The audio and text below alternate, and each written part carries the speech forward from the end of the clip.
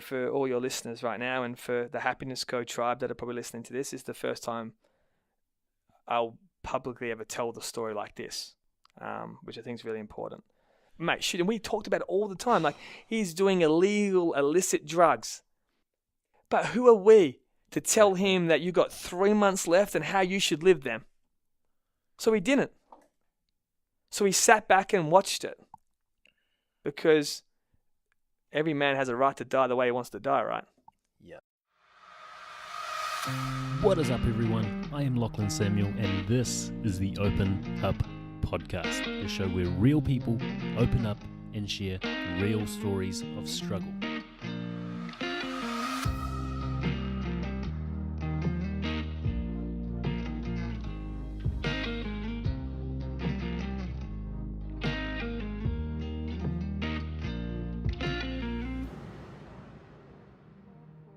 What's up, fam?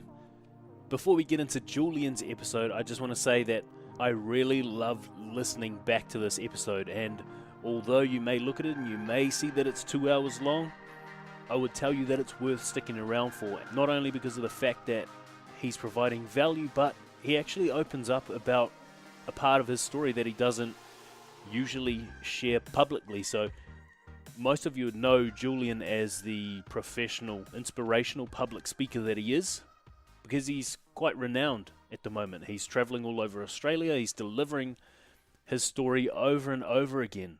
But there's one part he hasn't yet told, and I'm grateful enough that he felt Open Up was the platform for him to divulge that sort of information, because it is very close to his chest. And I'm really grateful that he felt comfortable enough to do that with me and with us, you guys, the listeners. Now, we touch on a few topics. So we touch on abandonment, isolation, acceptance, that's self-acceptance and social acceptance. Obviously, loss due to suicide being the bulk of Julian's story, or his struggle, or his moments of impact, as he calls it. We also touch on intuition and following that intuition, the importance of it. We touch on guilt and holding on to guilt, like Julian does for about 4 years.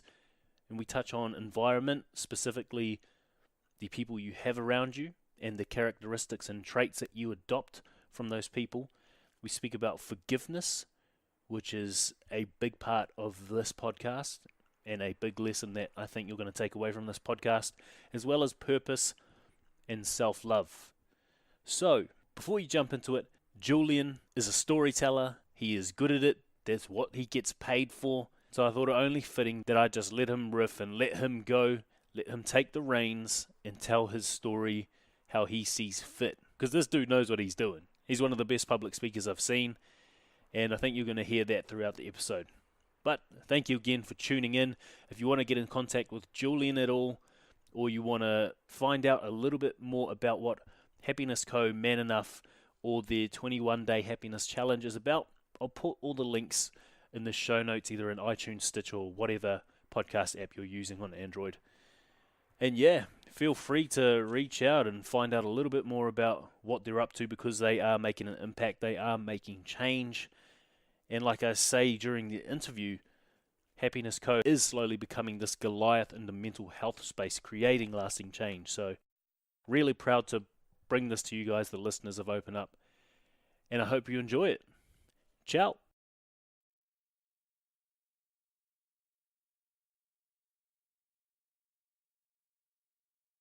What is up, everyone? Welcome back to the Open Up Podcast, episode 32 with Mr. Amazing Julian Pace. We've been working on getting this together for a couple of months now. We've just been missing each other, my man. We have. And I guess I better let everyone know who you are, what you do. Founder of Happiness Co, created the widely popular 21-day happiness challenge, and as well as that, the Man Enough movement. So I guess, can you just give everyone a breakdown of what each of those are? Yeah, awesome, man. Good to see you. Yeah, I know we've been wrestling this for a while, but we're here now, and we're going to make an incredible impact, hopefully. Yes, you're a busy man. So Happiness Co, obviously, founded an incredible social movement based around helping people find their happiness, which is internally, not finding it in terms of a location, but finding it, creating it, redefining it in themselves. One of probably Happiness Co's greatest attributes The 21-Day Happiness Challenge is one of the programs that we run that allow people to create the awareness that they need. So, awareness precedes change. So in that program, people always go, are you going to teach me how to be happy? You're going to show me how to be happy. I say that I'm actually going to do none of that. I'm going to show you the things that are making you unhappy. That's powerful. And because there's a lot of things that we do every single day, and as you know, that we make decisions and choices that either lead towards unhappiness or lead towards happiness. Yeah. And that's what we try and show people. And then obviously Man Enough, which I'm super proud of, which is purely suicide prevention for men. Yeah. We all know it's the biggest killer of men under the age of 45. And I know you're a big advocate of men's health and mental health, and obviously suicide prevention as well. And for me personally, that whole concept is action over awareness and solution over stats. Because I think we generally all know there's a massive problem with our men. So I'm about it's a DIY, do it yourself, which is let's get in there and let's have a crack at making it better. And people always say to me, what happens if you get it wrong and someone takes their life? And I say, well, what happens if we get it right and we save one? Exactly. And you have to be so aggressive in this topic, because sitting back and doing nothing doesn't help either. So Happiness Co supports Man Enough, and Man Enough supports our men, and we call it an ecosystem, which is super cool. Yeah, that's awesome, man. Well, you are creating impact, you are creating change, and you are going to be one of these agents of change that do eventually see the paradigm shift entirely. So I'm grateful that you took the time to do this. You're a busy man, and I'm grateful that I actually get to meet you. So it's a pleasure, man. It's good to be here with you. Thank you. We spoke beforehand that we start with childhood, but your trauma, your struggles start in childhood. So if you don't mind, can we just dive straight into it? Yeah, man. And childhood is complex for most people, right? You're trying to work out your identity and you're trying to build how you see the world. And for me personally, I always go back to what I can remember. And I was a really lonely child. You were? Really lonely. Okay. And I never felt like I was part of anything, and I never felt like I kind of would fit in anywhere I was. That's including school, that's with my friends, and I always felt a bit of like an outcast.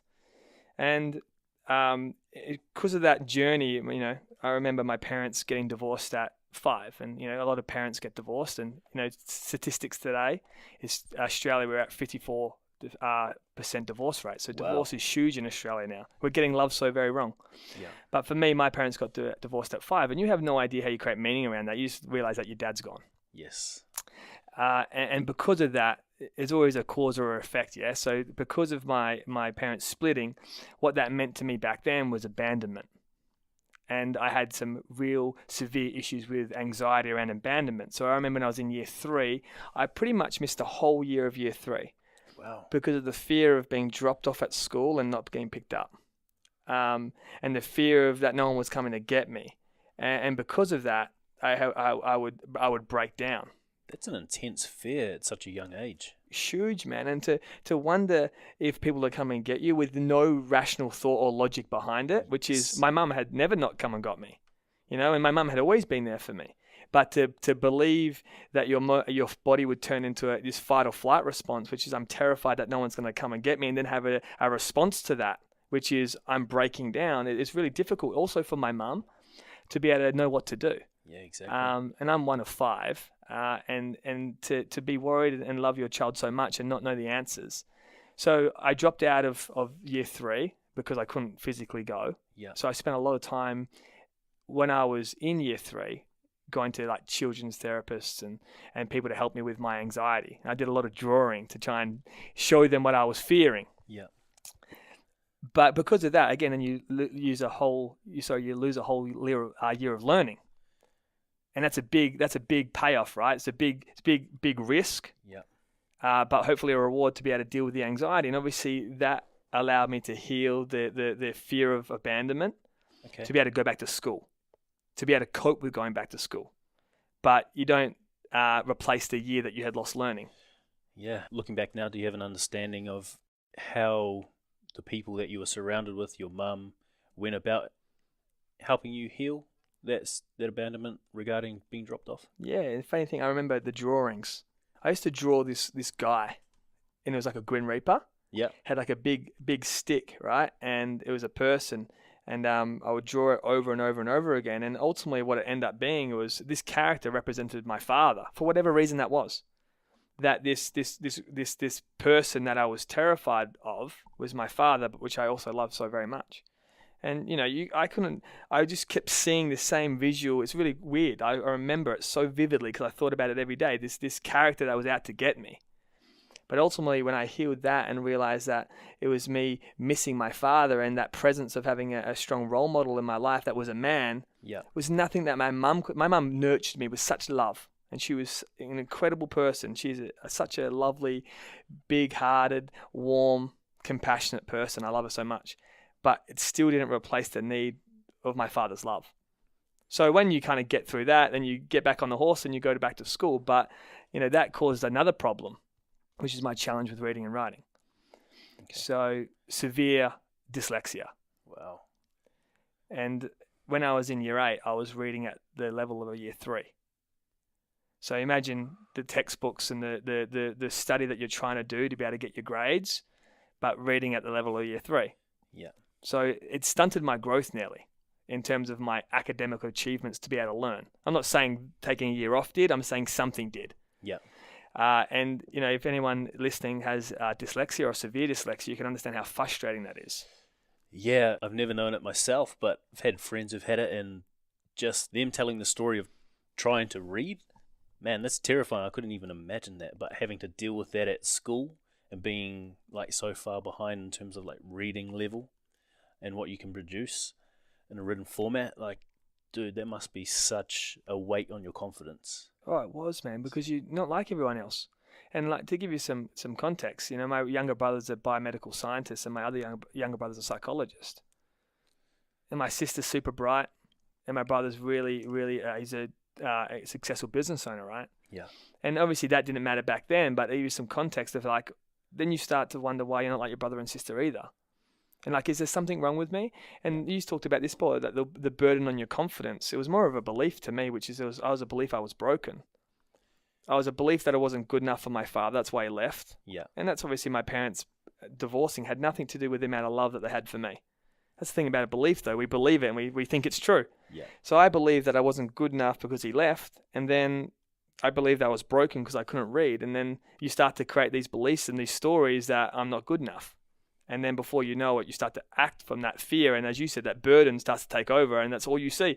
Yeah, well, thoughts tend to manifest as words or actions. And if you're speaking and acting in a way that includes those thoughts, then you're only going to have a life that matches it. Exactly, man. And then, I think we can all agree that kids can be horrible. Yes. I was, severely bullied because of it too. So not only did I believe I was different, I was told I was dumb. Yeah. I was told that I was an idiot. I was told that I was stupid. And when I was at school, man, they used to make me jump up in front of the class and read. Which to imagine the fear of jumping up in front of your peers and your friends and your other students in your classroom and reading, and you get the sweaty hands and you get the anxiety because you know that you can't read the words on the paper. And remember, you ever seen the movie Billy Madison? Yes. And it's like, today, Junior. And that's what they used to do to me. And I used to be so disheartened. And then because of that, funny thing about isolation is, do you isolate yourself or do people isolate you? And I look back on that, and I was very isolated at school, and I used to hang out by myself a lot. Yeah. But I wonder, did I cause the isolation because of the fear of fitting in, or did my students and my peers isolate me? Yeah, well, I can guess if you felt like you were broken and you weren't good enough, then you probably were isolating yourself in a sense. Exactly. Without putting myself in the situations and the environments to be part of a social group at school.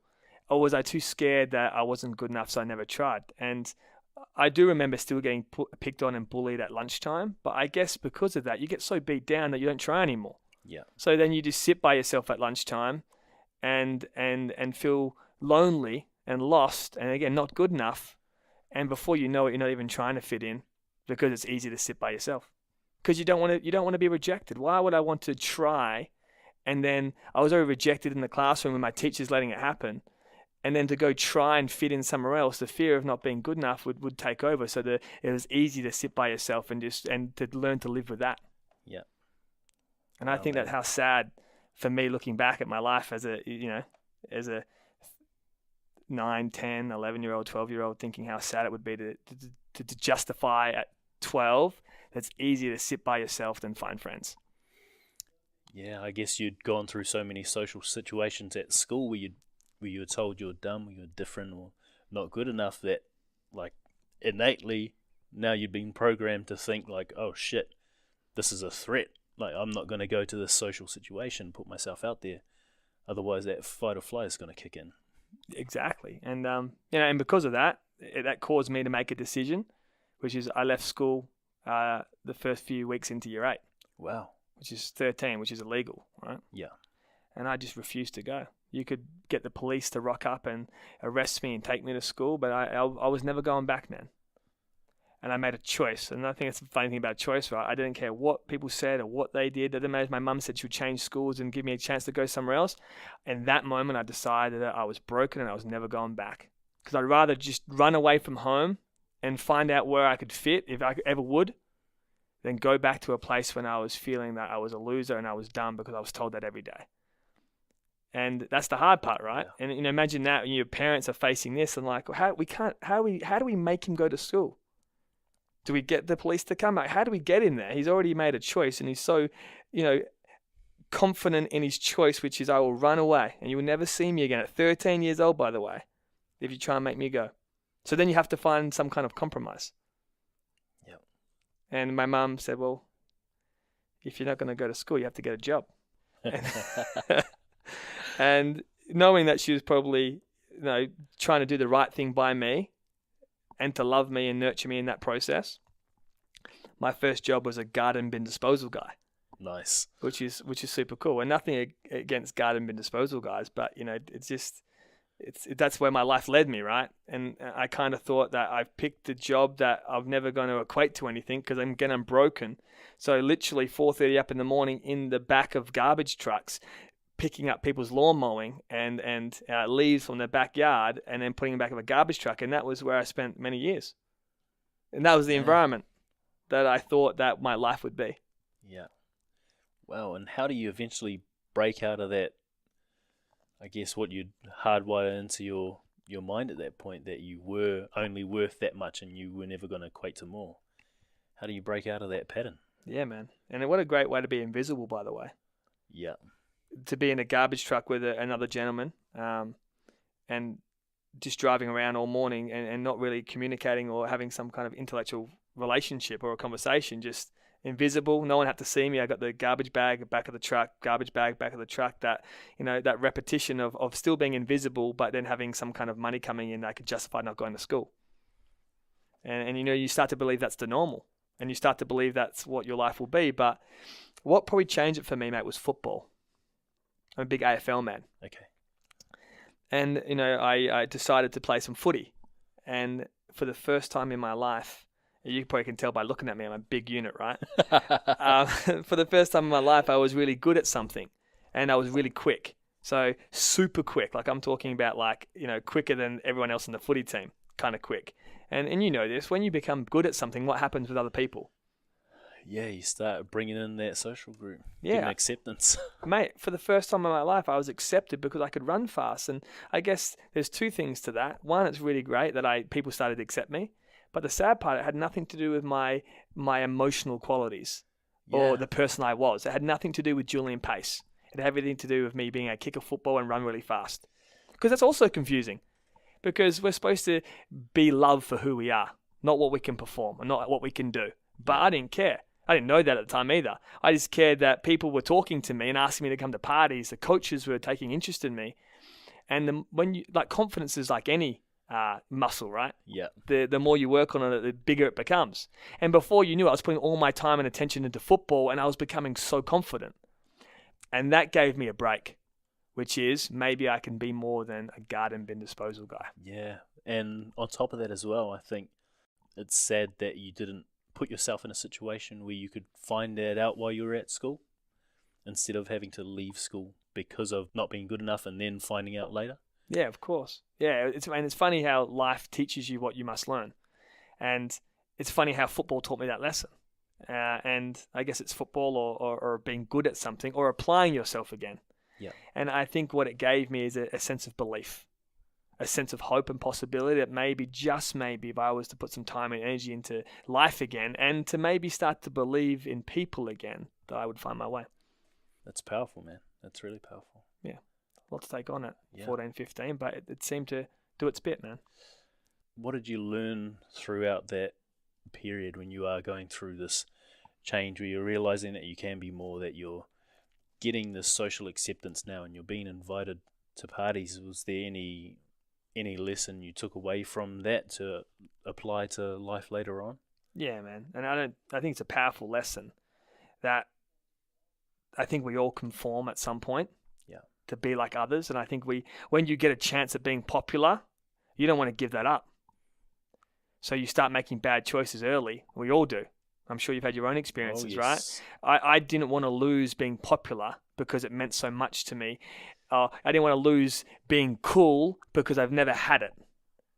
But I had it in a moment, and I was good because I played football, which also led to things like drinking and led like making bad choices and, just doing, ultimately harmless stuff. But I guess going against what you would think would be a good character. Yeah. And being reckless and then maybe teasing and bullying other people that were going through their heartache just because I wanted your acceptance. So then before you knew it, mate, I became all the things that I hated. As a young man, still a good young man though, still a good heart, and I was still kind. But I played on the side of I would be wishy-washy between where I sat because I didn't want to lose acceptance and being popular to go back to being lonely. But I still wanted to make sure that you were okay. So it's a conflict, right? Because I still wanted to care about you as a person, but I'm like, if that means me caring about you and then getting teased for it, which one do you take? And then when you're young, you take, I just want to be enough. So you sell out. I think everyone goes through that. Of course. Unless you've been raised by parents who are very much have given you enough self-confidence that you don't have to go through that. But we all have to strive for that social acceptance at some point, find our place within those peer groups. And man, that's something everyone goes through. And I'm sure most people listening can resonate with that. They do, and I guess the key for that is how long you spend there. I think I went in there very quick, but also realized very quick and moved out of it very quick. And then I guess I started to become like more of a natural leader about probably 17, 18. Yeah. It's very young.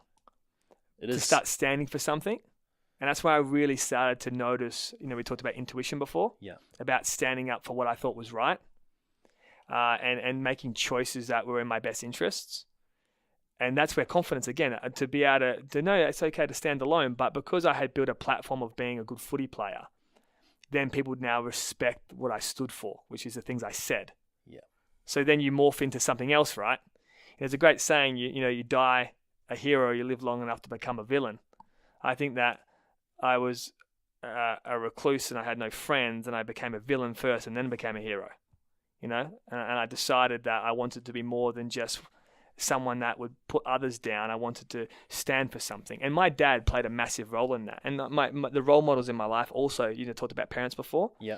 He would always say, don't let the world define what you can do by what they say you can achieve.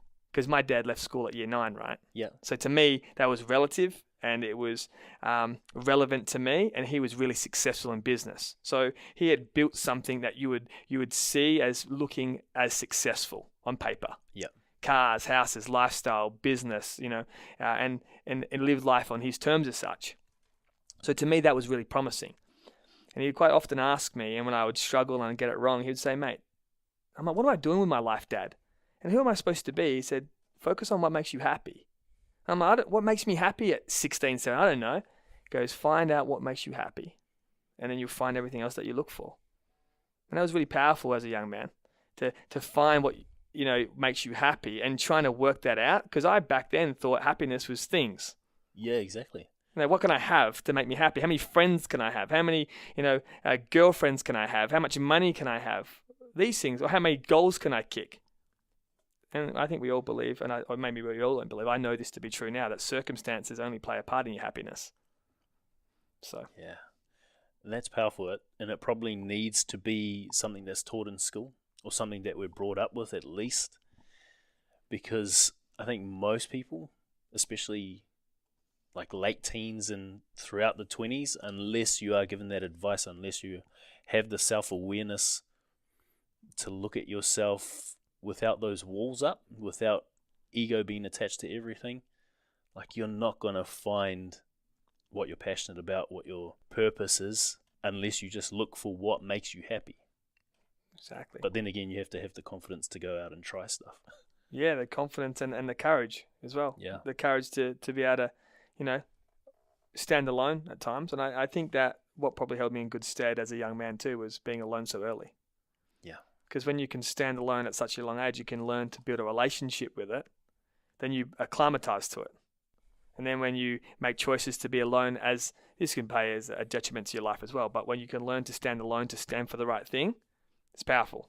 Yeah, it is. And it's still something I love about the qualities I have today, which is doing the right thing is always the right thing, regardless of what you think of me and regardless of the consequence. Yeah. Because I'm still the last person I say good night to before I go to sleep at night, and I'm the first person I wake up to, regardless of if you have a partner or not. You still have to know that when you go to bed, do you like you? And that's a big part of what I teach and what I'm an advocate for. That's powerful, man. And that's a message people need to hear as well. Thanks, man. I guess we can move on to the next part of your story, if you're comfortable. Yeah, mate, yeah. And my life started to change when I turned about 19. You know, I talked about confidence. Yeah.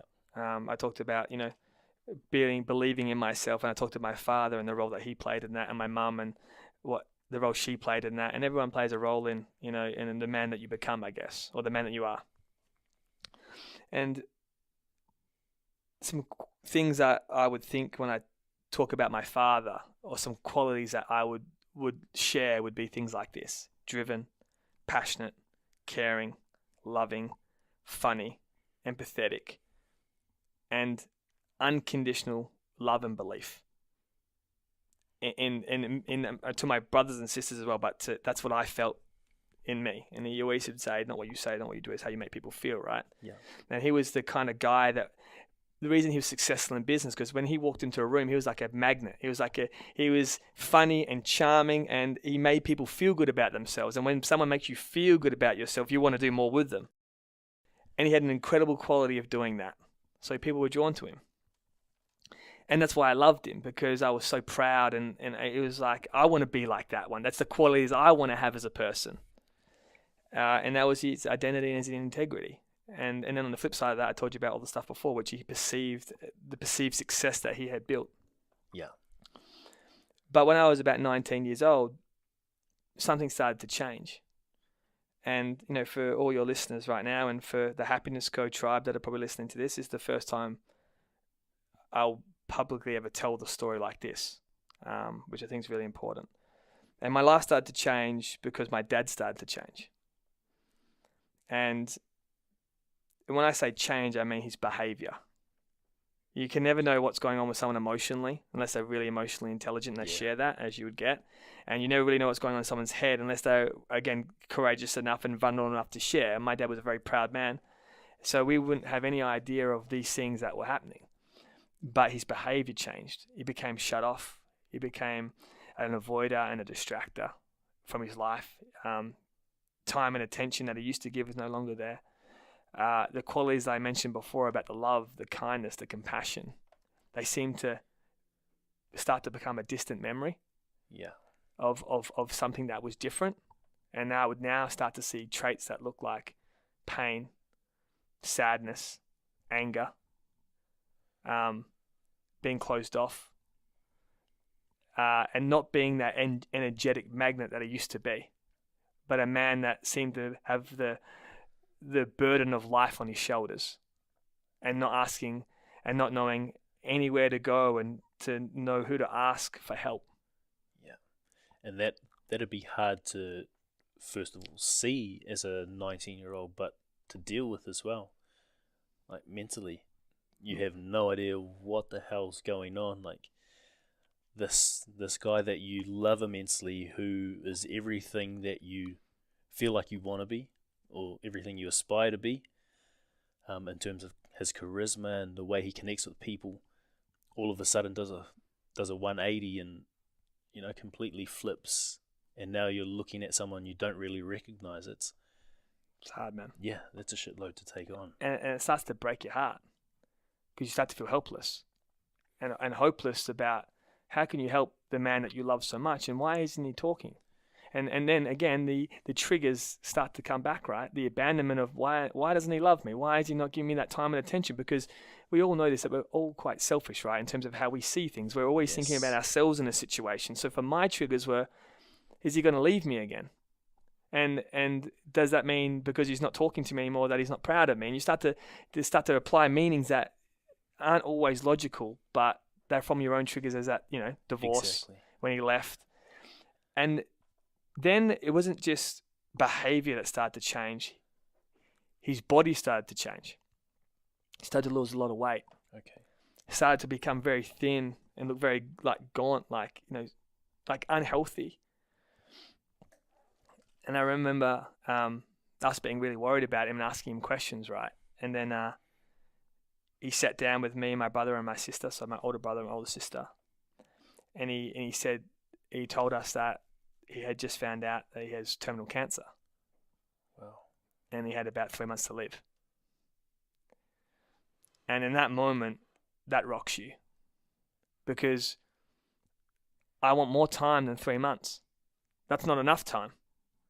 I need more than that because we've got so much more to do, man. Yeah. We've got to travel. We've got to get married. We've got to have kids. Are you got to be proud of me? I got to build what I want to build so you can say that I get your tick of approval.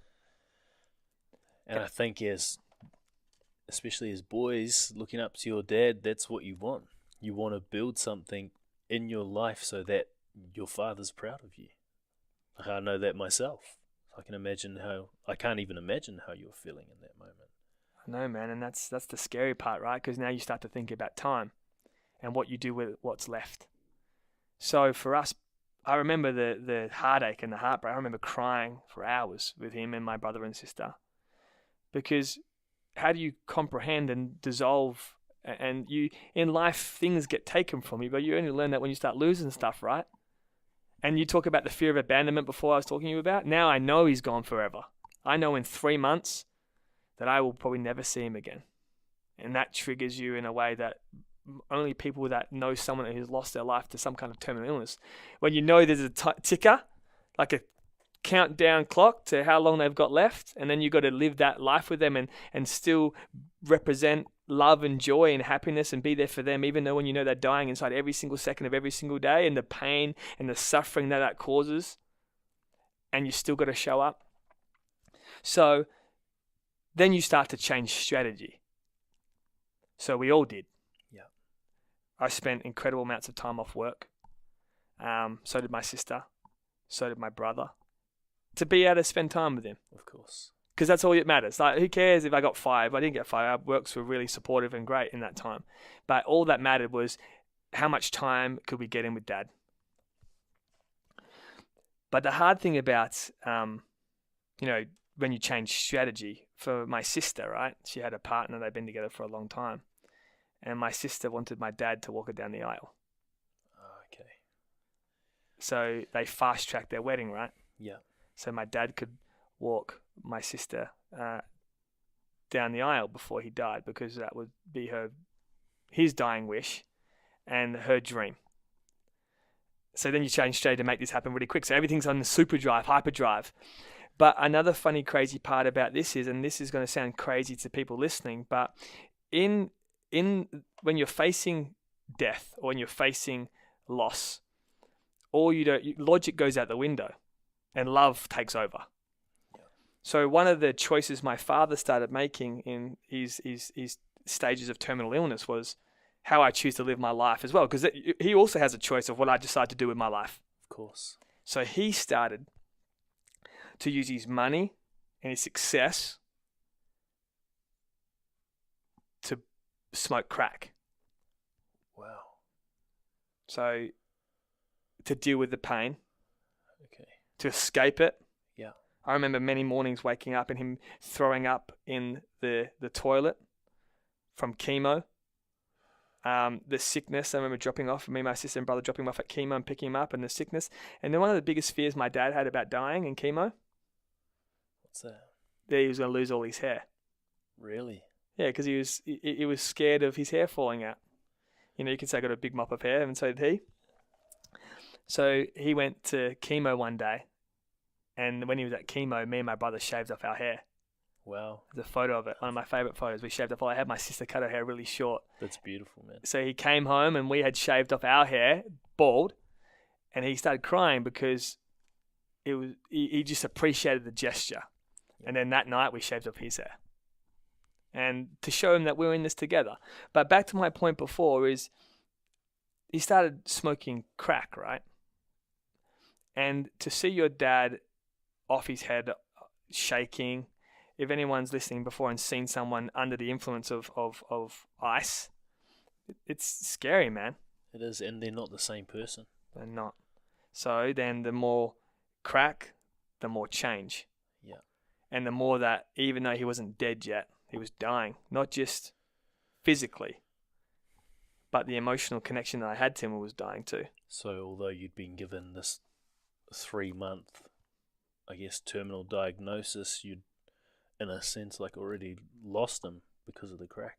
Yeah, I already lost him, and you know what? I said before, I have 3 months to say goodbye, and now now that's gone, because now I'm not talking about a little bit of crack, man. I'm talking about $10,000 to $15,000 worth of crack. Wow. A week.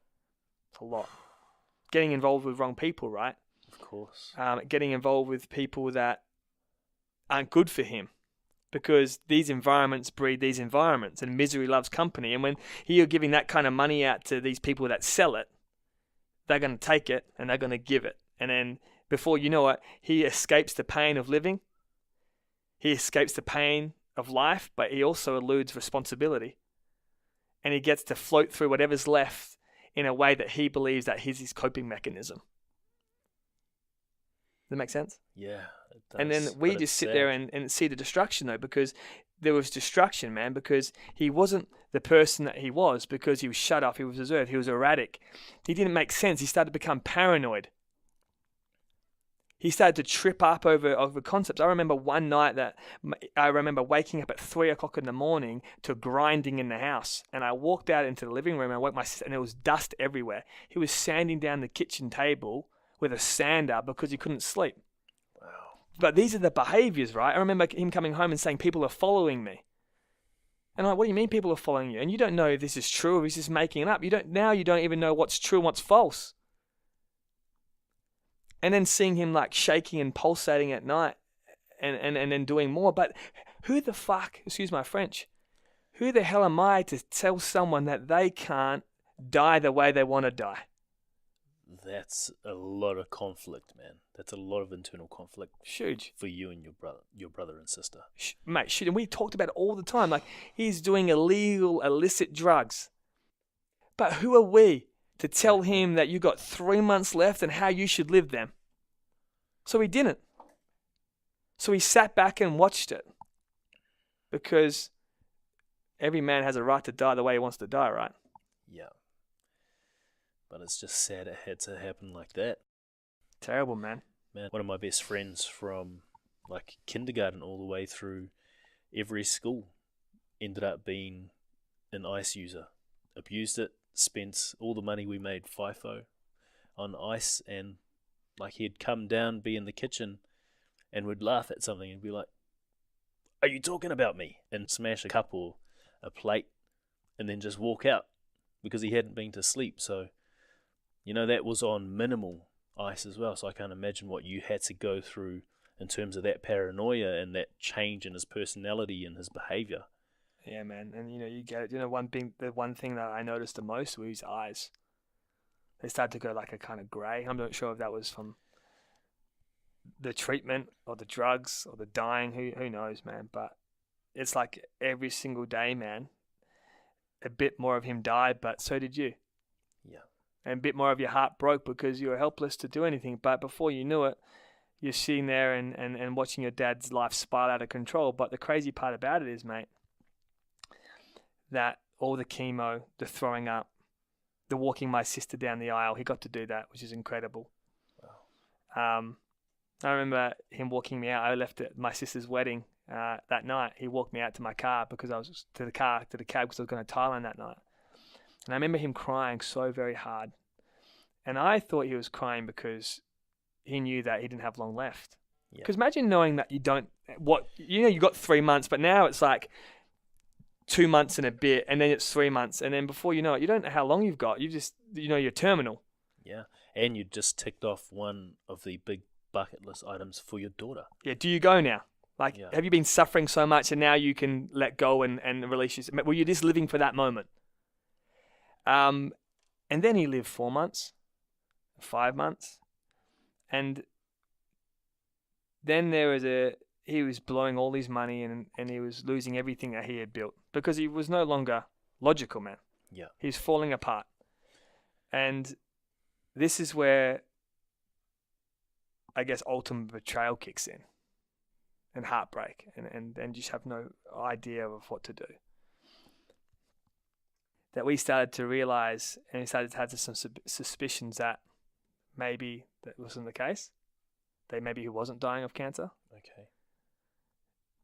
Because of the length of time and the drug use and then some things that started happening. And then you start to put two and two together, right? Like he would never let us go into the doctor and speak to the doctors. And then we never were allowed to actually be in the clinics for chemo. We always had to pick him up from the hospital or he's outside. Okay.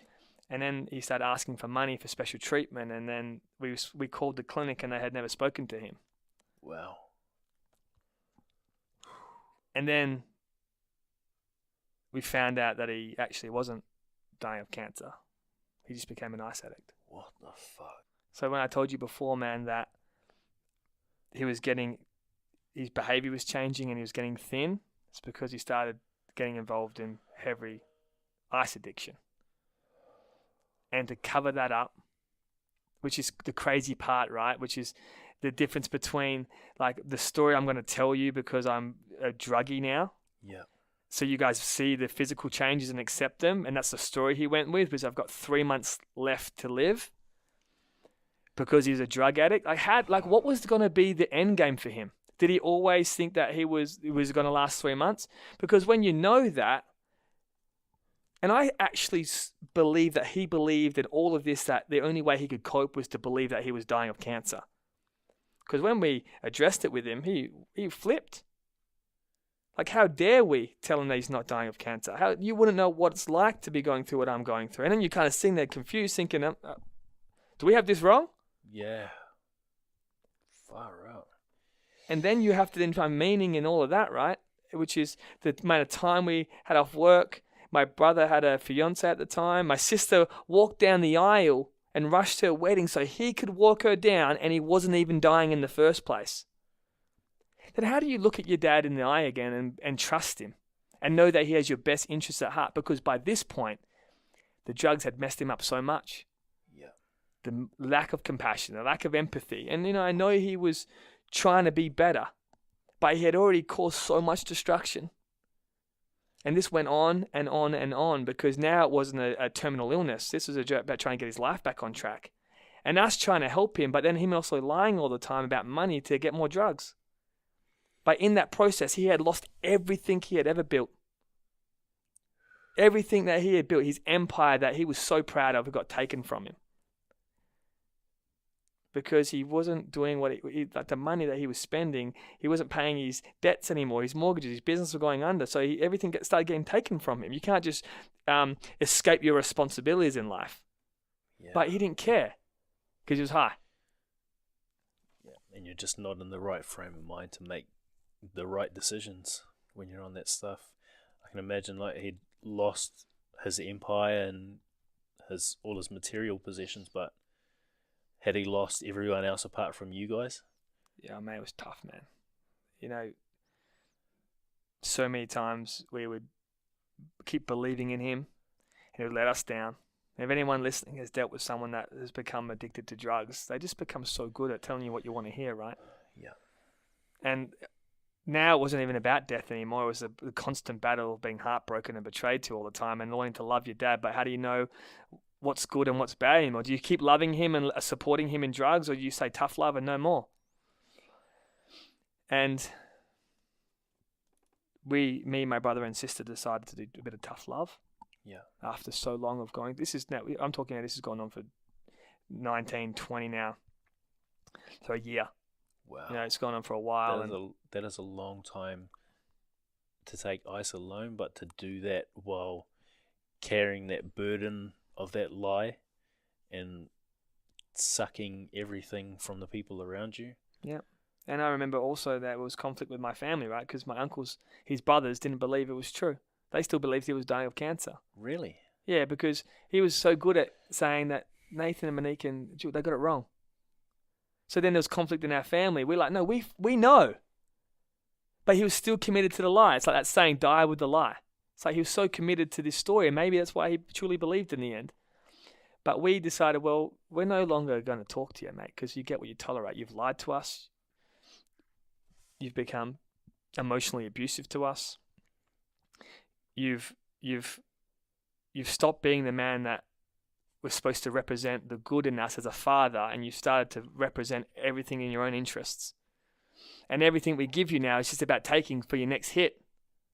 Not about love. It's not love. We're not transitioning love anymore. Money to giving you money is not about me caring about you anymore. Me giving you money now is because I know you're going to find some money to go get a hit.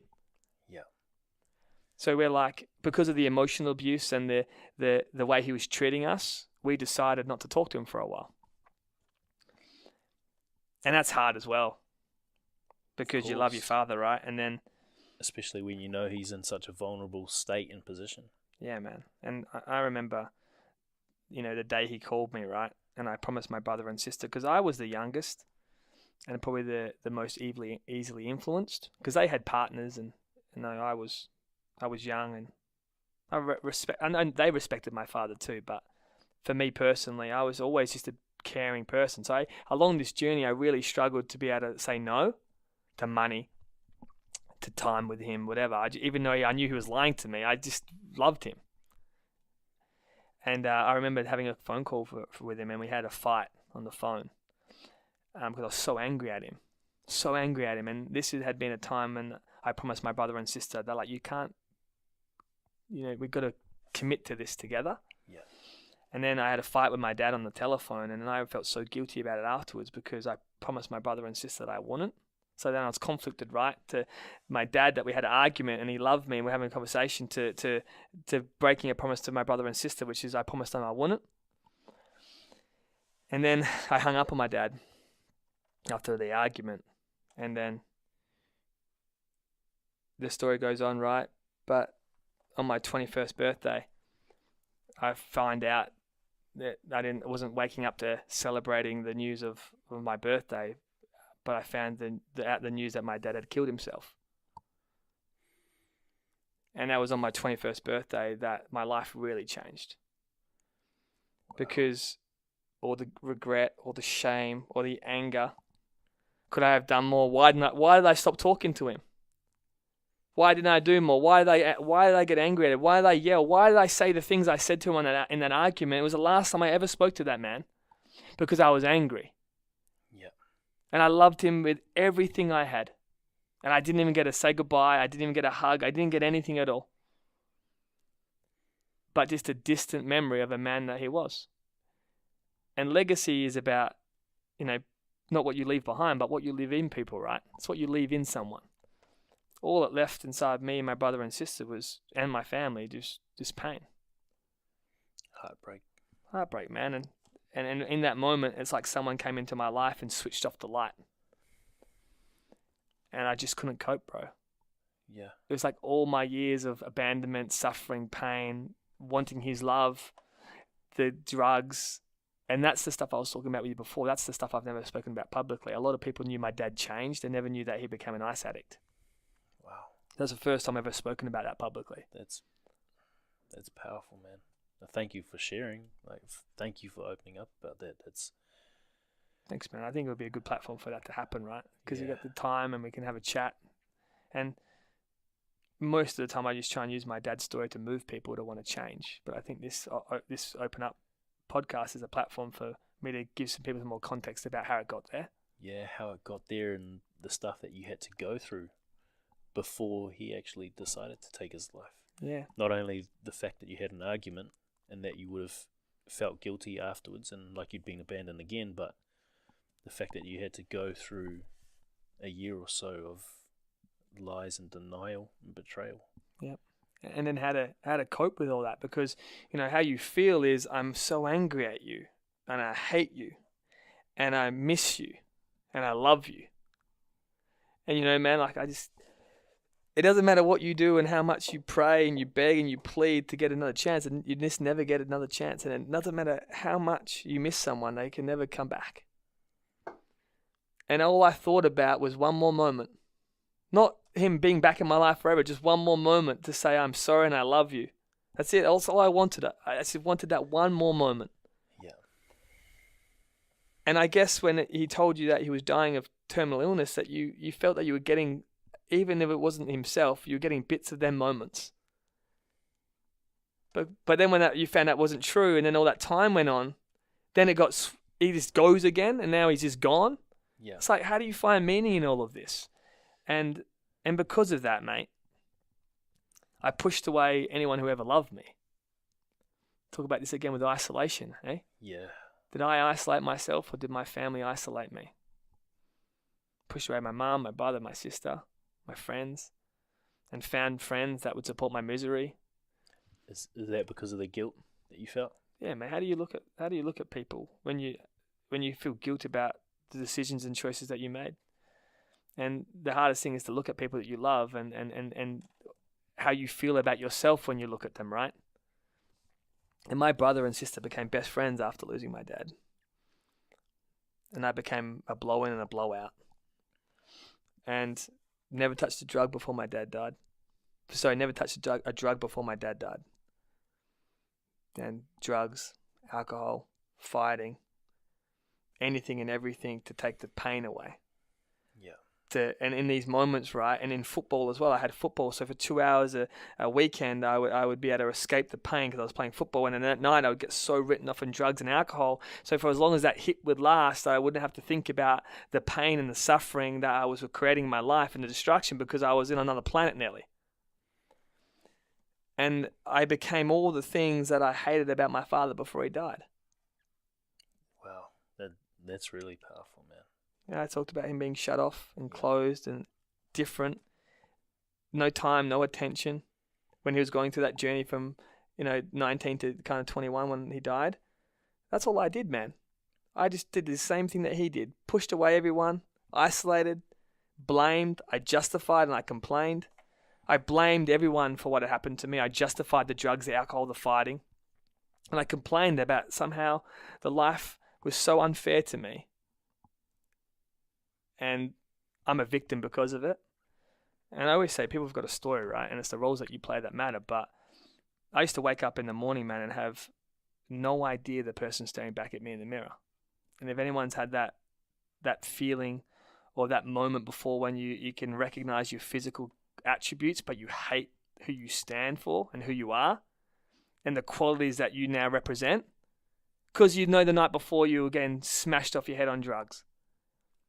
And that your brother and sister needed you in their time of grief too, and your mum and your family, but all you gave a shit about was supporting and fueling your own suffering. And that's the person you have to wake up to. And that person's too painful, so you can't wait for your next hit or your next bender, or to be able to escape reality once more, because no one wants to stare at themselves and recognize how much they hate themselves. Yeah, well, most people have that innate feeling that they aren't enough unless that confidence is being built in by the parents. So to have that spurred on or fueled by that conversation, that last conversation with your dad, and then now masking it, trying to mask it with the drugs. Like, you might mask it during the hit, but as soon as that hit's gone, it's amplified. Because you're now, for the most part, like immobile. Yeah. And you just have to languish in that state. And you talked about before, what you think about normally is what you manifest, right? I say this a lot, what you think about, you become. So I became miserable because it's all I thought about. I became lonely because it's all I thought about. I became so depressed, and my mental state was this, hopelessness. And this has been going on for 12 months after my dad died now. Wow. And I'm a wreck of a human. And I'm conducting myself in a way that people still think I'm okay though. Okay.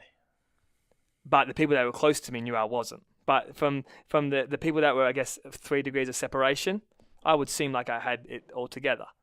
You know, you think about Ben Cousins in his time in footy, right? He would be highly functioning. It was like me as well. I was highly functioning, but I was falling apart behind the surface, and underneath it all, I was dying inside. And this is my, talk about routines and rituals. Yeah. I didn't even know what a routine and a ritual was back then.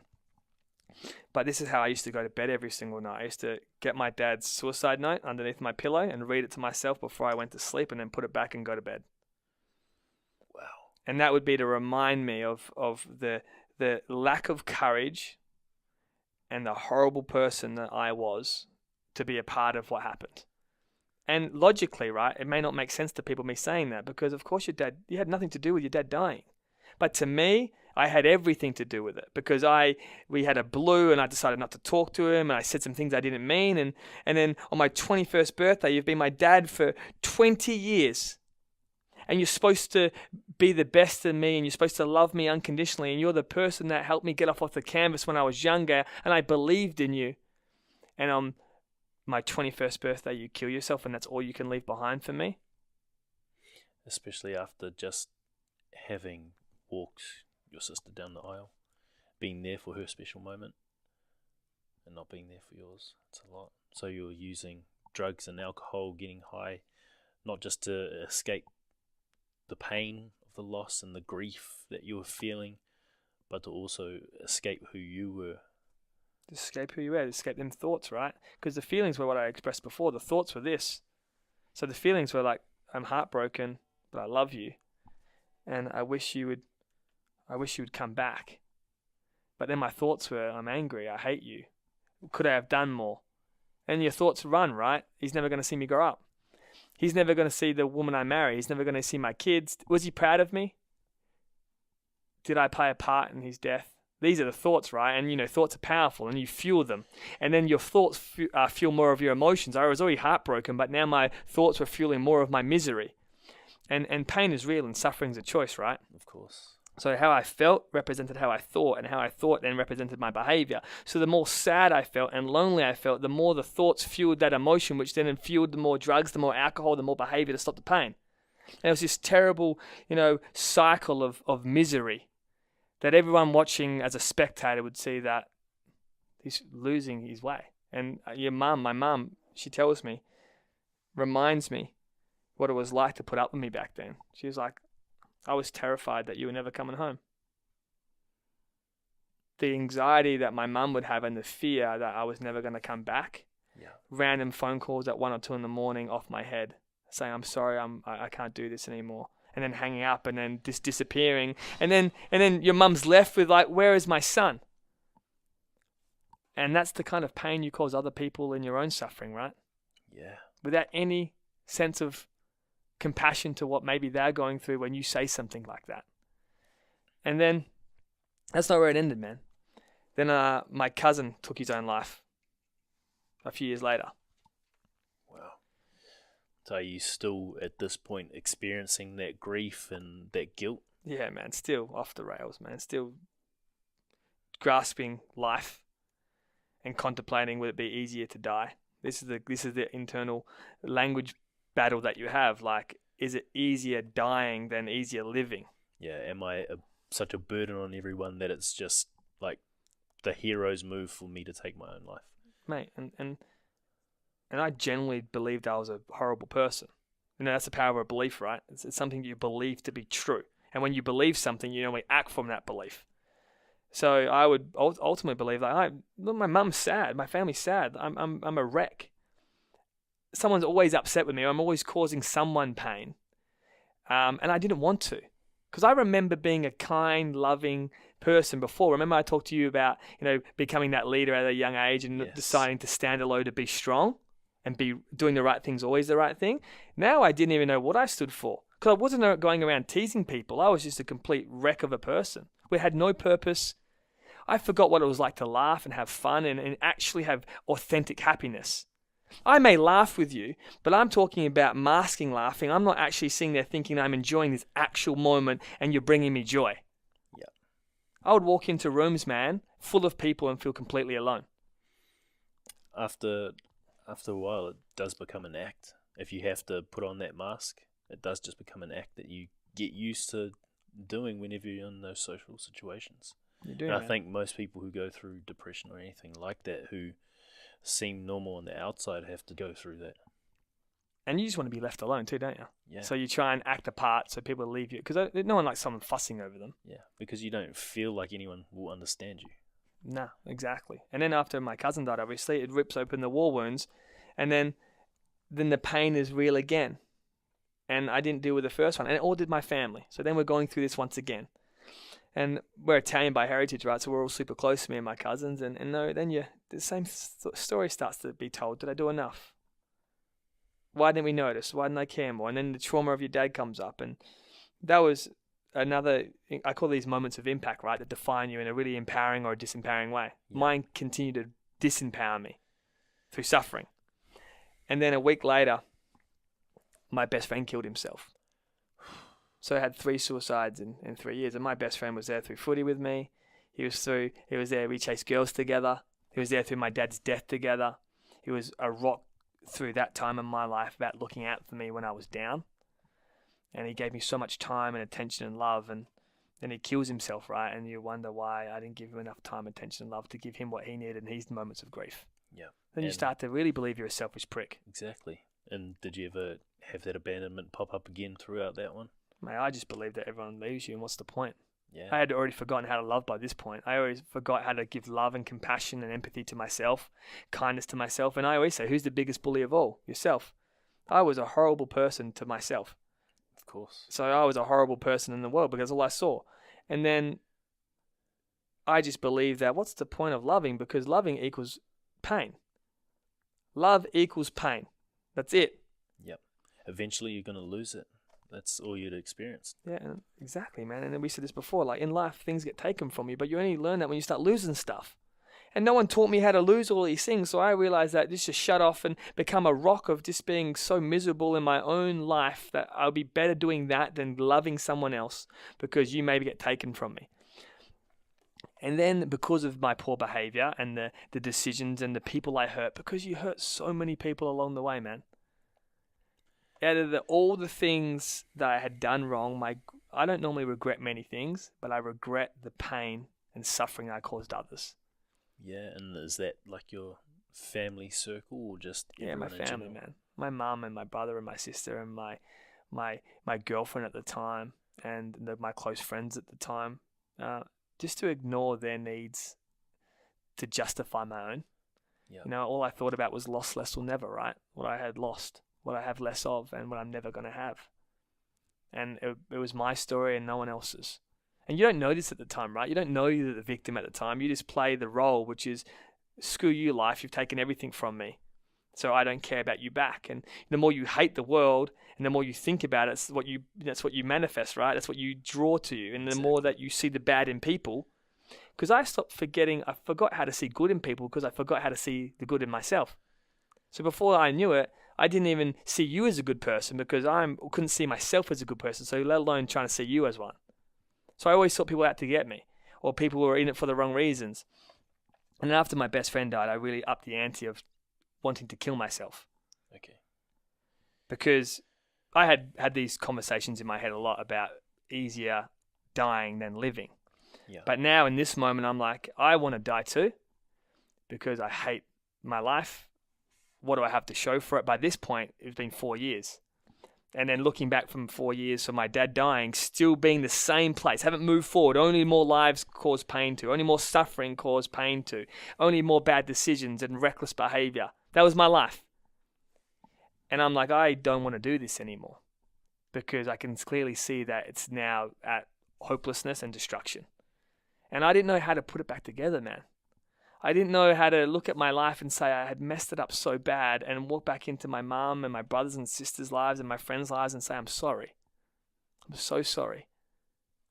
And again, I then displayed the qualities that my dad did. Not being able to open up and say, I'm not okay.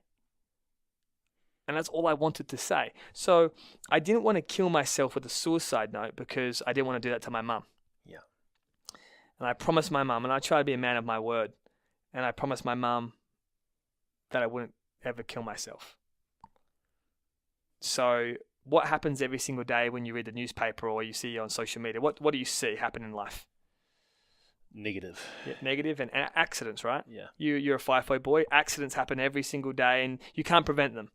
So when you start to think about a master plan, I started to think about master plans of how I could kill myself in an accident. Because then it's just a terrible, terrible tragedy. Yeah. And unlucky, this family's been struck down by such death. But he didn't choose to kill himself. He died by something freakish. So some plans I worked on: walking in front of a bus, jumping off the Causeway Bridge drunk, and then, contemplating and the process of hanging myself. These are the 3 plans that I worked on, right? But one was clearly suicide. Yeah. That was going to be seen as suicide. But the other 2 were going to be seen as a terrible accident. And this is the key, right? So now you're no longer thinking about doing it. Now you're acting it out. So now you have the story, you have the plan and strategy of how you're going to do it. And for anyone listening that's attempted or started to plan taking their own life before, especially men, you know what I'm talking about because you have a plan. You have the night, the day, the time, you're ready to rumble. And then you go to work on your plan. First step of that plan is getting drunk. Yep. Tick box, drunk. Second step of that plan is some drugs to just take the edge off. And then you start working on your master plan of walking down the street in Vic Park. And what goes down Vic Park a lot on the coffee strip at night? Buses. Yeah. So we've got bus coming, and this is now live in action. This is full HD, man. In the moment, no longer on the book or in my mind. This is now bus coming, me walking, beer in hand. And these are the conversations you start having with yourself. It's the time. It's time to kill yourself, mate. You've done enough pain. It's going to stop. If you kill yourself now, it's all over. And then the other side of you saying, mate, you don't actually want to die. You just want people to know that you're suffering. You just want the pain to stop. You just want your dad back, your cousin back, your best friend back. You just want your life back. And then you start to have this contemplating battle with yourself because you don't actually want to go. Yeah, you don't actually want to go, but you hate yourself so much that you need to. You need to, man. You feel like you need to. You feel like you need to. And I think you already know this, but the 98% of people that attempt to take their own life always say the same thing. They didn't want to die, they just wanted the pain to stop. So my dad didn't actually probably want to die, he just wanted the pain to stop. And my cousin just wanted the pain to stop. And my best friend just wanted the pain to stop. And I promise you this, I just wanted the pain to stop. And there was another one I was on the Causeway Bridges, standing on the bridge, my second plan, right? Because I wasn't courageous enough to do that one. I wasn't committed. You talked about commitment before. I wasn't committed enough and courageous enough to walk in front of that bus. So I thought maybe a better way to do it was to drown.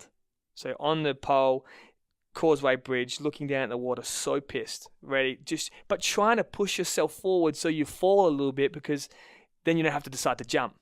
Because it's very hard, mate. It's very, very hard to kill yourself. Yeah. It's so hard. Especially when you've planned it that much. And especially when it is something hard like that, walking out in front of a bus or jumping off of a bridge, man. Well, because then I'm like, I want to make it look like an accident. Yeah. So then you got this internal conflict, like you have to make it look like an accident. You can't look like you don't want to make it look like you killed yourself. And then you have this whole thing, this whole pressure, this performance anxiety, Nelly, about making sure that you get it right. So when people find you, that they knew it was an accident. It's tough, man. And then, well, clearly there's an upside to all this as well, mate, because obviously I didn't die. Yeah. And the reason why Happiness Co's here, you're here today, right? On the Vic Park Strip. The reason I live on the Vic Park Strip is because this road represents a long road back to happiness for me. That's cool. I walked up and down it, man, from these pubs drunk.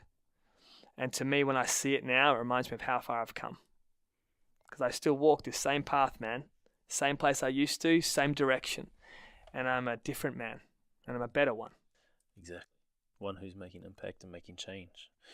But for you, when did you come across that aha moment? Like, okay, I just want the pain to end and I don't want to actually end my life and leave these people who love me with the same grief that I experienced with my dad, my cousin, and my best friend.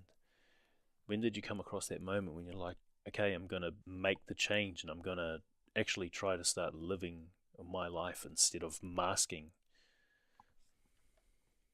pain or pleasure, right? You cause enough pain and you have to, or you have enough pleasure and you want to. And I remember it was a moment that I realized how hard this must have been. My mum had nurtured me and loved me unconditionally through that whole time. Doesn't matter how many times I messed up or how much I got it wrong or how many fights I had got in. And when I would come home with a punched up face and a blood nose and a black eye and being under the influence of drugs in her house, she would always find a way to re-love me, right? And to always believe that I could get better. And I remember she said this to me once. She said, I never lost faith that you could find your way, even though I was terrified. And sometimes that's all you need, right? Someone else to believe in you until you're willing to believe in yourself. Yeah. Because that's holding space, right? She believed in me enough even when everyone else forgot.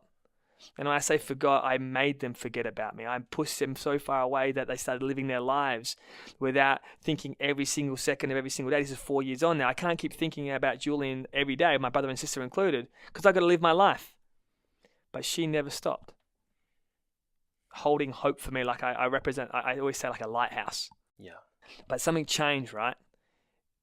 This particular time I came home from work and I was so angry, so pissed off, and I was complaining and justifying and blaming as I was always doing. This is a daily thing for me. Okay.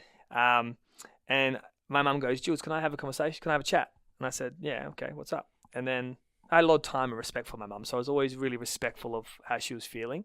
Yeah. And then she sat me down and said, you know what?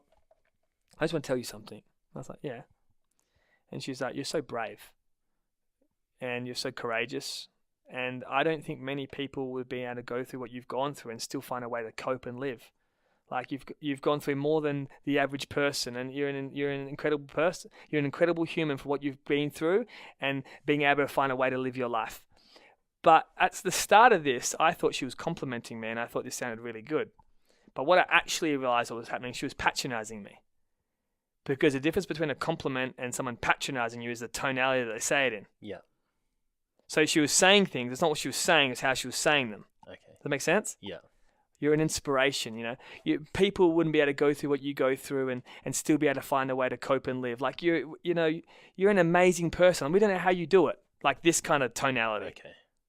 And then I'm catching on here and thinking, excuse me? And then I lost it, man. Lost it. I was like, you wouldn't fucking know what it's like to be me. You haven't lost fuck all in your life. And I got so angry and so mad. And the scariest part was this. The look in my mum's eye was a look of pure fear. And not because of me being angry, because she knew that she had one chance left. One chance. One shot between, if I get this wrong, he's never coming home. If he doesn't respond to this, I've been loving him with all I have for the last 4 years and my whole life. I've loved him with every bit of me, and it's not working. And the difference between her eyes, between what she was doing before and then, was she's like, she was so scared that I was about to storm out and never come back. And I remember that look, because I would know how fearful that would have been for her, for someone that has loved me and nurtured me and cared for me, to then be patronizing to me, to push me. Yeah. To see if that would make me break. And I got up and I stormed out. And she believed that was the last time she was going to see me too. That's where the fear came from, right? And then I remember driving. I remember being at the stop sign, and I was in my car. Man, I was holding the steering wheel so tight. I was so angry. It's like my own mum's now given up on me. She's patronizing me. Like, how dare she? Like, this is the one person that hold belief in me, the lighthouse. And I was shaking, man. I remember looking up in the rearview mirror and just looking at myself in the mirror, man, and seeing such anger. And I just started crying. Unconsolably. Sobbing. And I was so angry, man. So angry. But who was I angry at? Yeah. Myself. Yeah, bro. And was that, had you allowed yourself to express that grief and that loss and that pain by crying, like up until that point? No, man, I never dealt, man. Wow. Never dealt with grief. Grief's a challenging emotion at the best of times, mate. Grief, loss, anger, hurt, disappointment, being lied to, betrayal, your own behavior. Like, it was just too much of a concoction that I could even unpack. You know, it's like, where do you start? This is you look at it and you're like, I don't know where to start to unpack this misery that my life is now. But in that moment, I just broke down, right? And I realized I was so angry at myself, but it was like a weird epiphany nearly. It's like I saw all the pain, and it's like for the first time, it broke me a little bit to see the compassion and empathy of other people, which is what I've done to my brother, my sister, my mum, my friends, my family. It was like that moment I had realized I was so angry at myself because all I cared about was myself. I became so selfish. And then I went back a day later to my mum's relief, obviously, and I sat down with her and I said, Mum, I'm not okay. And she laughed and she's like, I know. We know. And that didn't make my life better, man. But for the first time in 4.5 years, I wasn't living a lie anymore. And that's freedom. That's liberating. You weren't living a lie. You weren't masking it with drugs or alcohol. Real. And you were finally opening up and speaking about what you were going through. And I told her everything, man. Everything. No, not based on a true story of Julian Pace. Everything about what I had done and the man I had become and the thoughts and the feelings and how I live my life. And I felt free, man.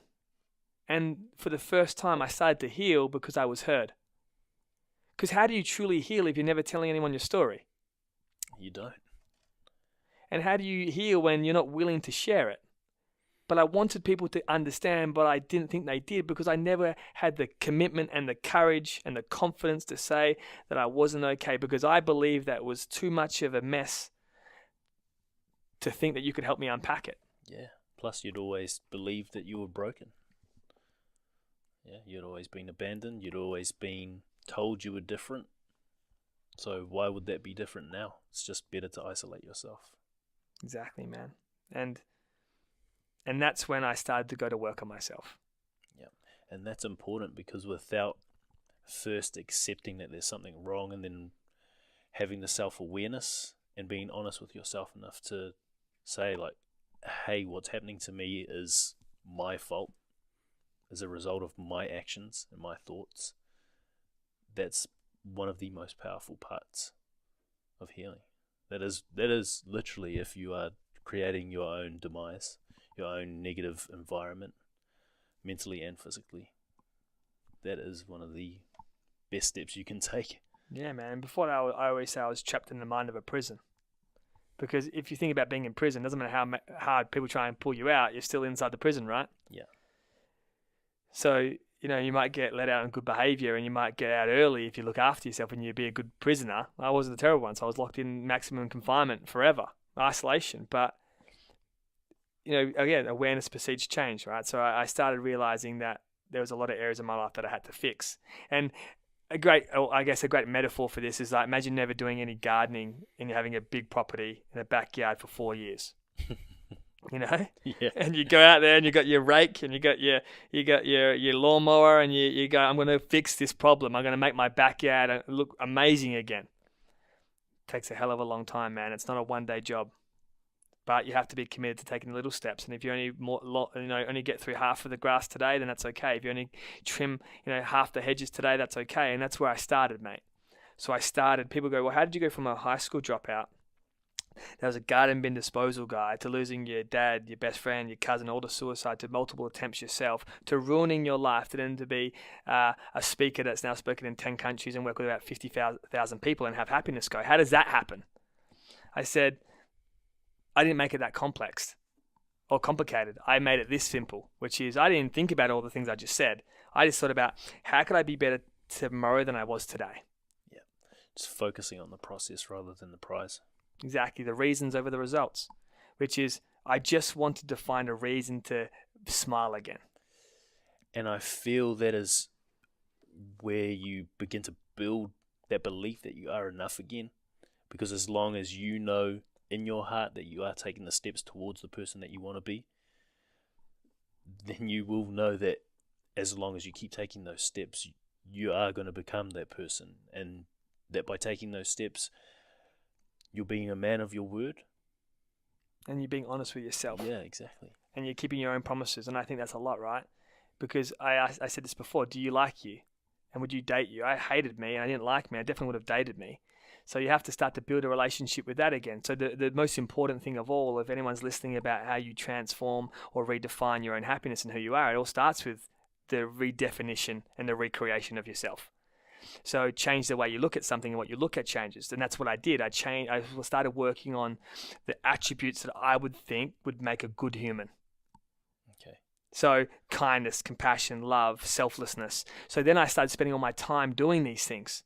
And because I spent more and more time doing these things, it started to inspire the emotions of feeling happy again. And you know what, man, when you haven't had it for so long, think about being so dehydrated from love and compassion, empathy, and that's all you wanted, to have a drink, and you get it, how good it feels because your mouth's so dry. It was like the glimpse of the ecstasy, which was happiness, was enough to fuel me just another day on. And another day on. And before I knew it, man, my bad months became bad weeks, and my bad weeks became bad days, and my bad days became bad hours. And now in my life, man, my bad hours are bad moments. And that takes a long time to get to that. Yeah, it's almost like you had done the whole 180 and turned the hit from drugs and alcohol to now happiness, which is fucking powerful, man. That's beautiful. Well, man, I guess happiness was my drug, right? Yeah. And I go back to what I said before about my dad. What makes you happy? And people ask me this a lot. Did my dad kill himself because he was depressed? 100%. He had made so many mistakes, and he had driven his life into a dark hole, and he couldn't get himself out of it for all the things that we talked about. Yeah, of course. But it started all the way up here at unhappiness. Because when I said he started to change, it was something in his life, and I still don't know what it was. Something in his emotions and something in his thoughts, and something that made him change his behavior. Maybe he didn't feel like he was enough. Maybe he felt like he didn't build enough success and love and joy in his life that made him feel fulfilled and satisfied and significant. And he had to seek that through ice. Exactly. He seeked it through things that were helping him escape reality. So I knew that I could find happiness before, because I remember having glimpses of it, and I knew that my dad was happy too. So then I start to go to work on sharing my story more and more and more. And before I knew it, people were listening, and people were like, oh my God, that's because you don't really think about your story being inspiring, or you don't really think about your story helping people. You just kind of think it's your story, right? Like everyone goes through something painful. And that's what I've noticed with this, is that the best part of interviewing someone, especially someone who doesn't share it for a living, who doesn't share it very often, is that they come away from having the feedback from listeners reach out to them feeling so empowered to keep on sharing their story, like they've made a difference. Yeah. And that's where we as humans, we just want to be accepted into a tribe and to find our purpose or our value. And find where we fit, right? Yeah. And how do we fit in this crazy world? And how am I seen? And how am I seen by my friends and my family, but ultimately how you're seen by yourself? And I always say to people, live the way you want to be remembered. And I live my life by a very simple, practice, or a bunch of very simple principles now, which are live the way you want to be remembered.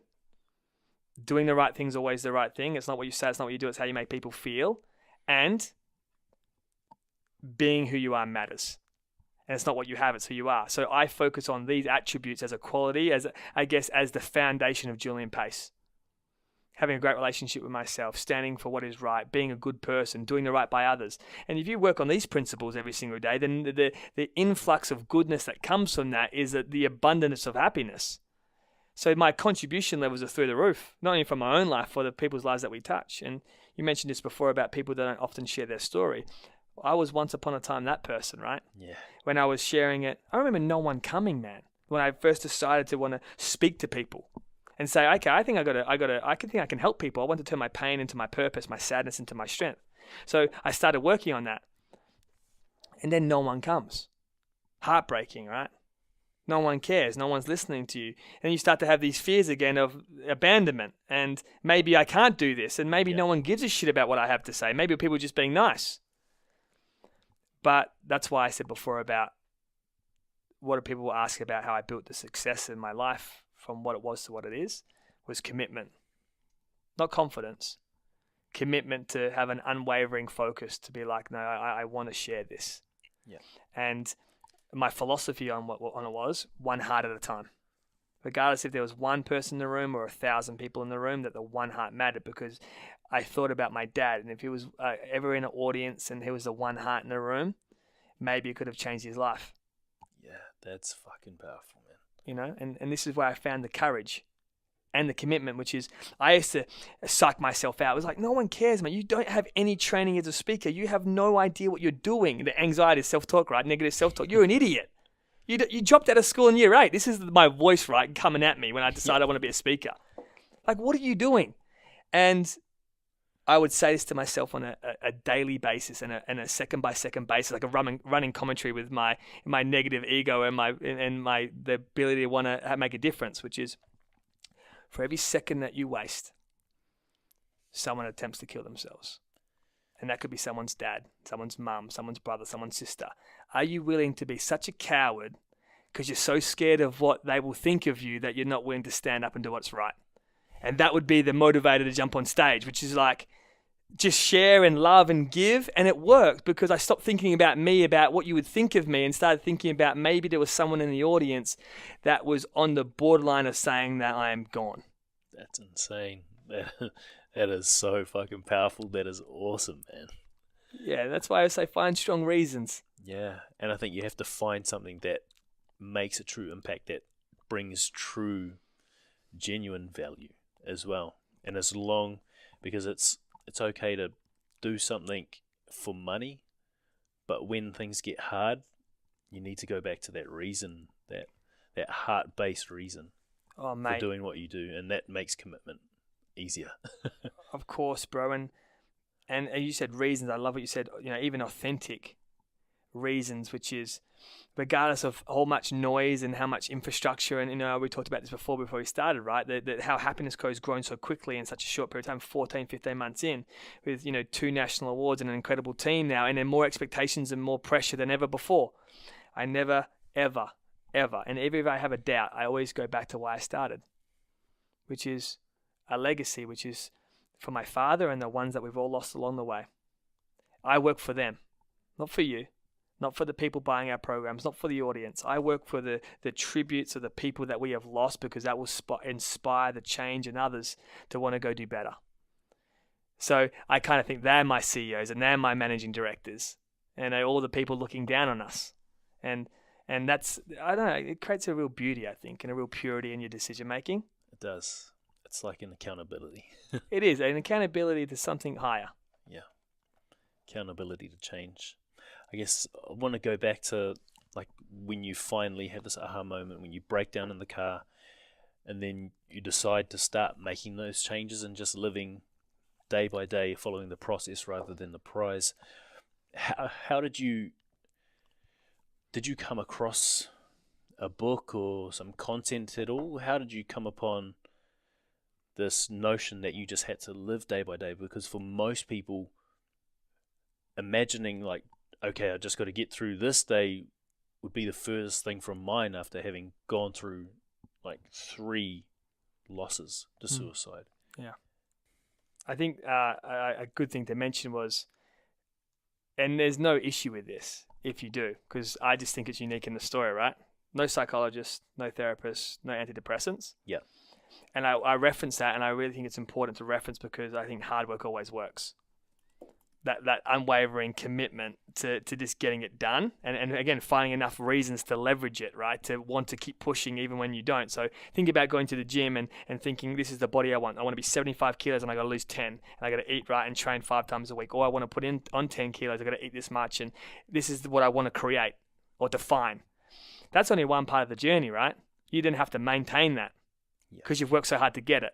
So mine was, I'm going to define happiness for me. I'm going to build it. I'm going to create it. And it's like a jigsaw puzzle, which is I'm going to find out what I want, and then I'm going to get all the research and data to build that person and then build it.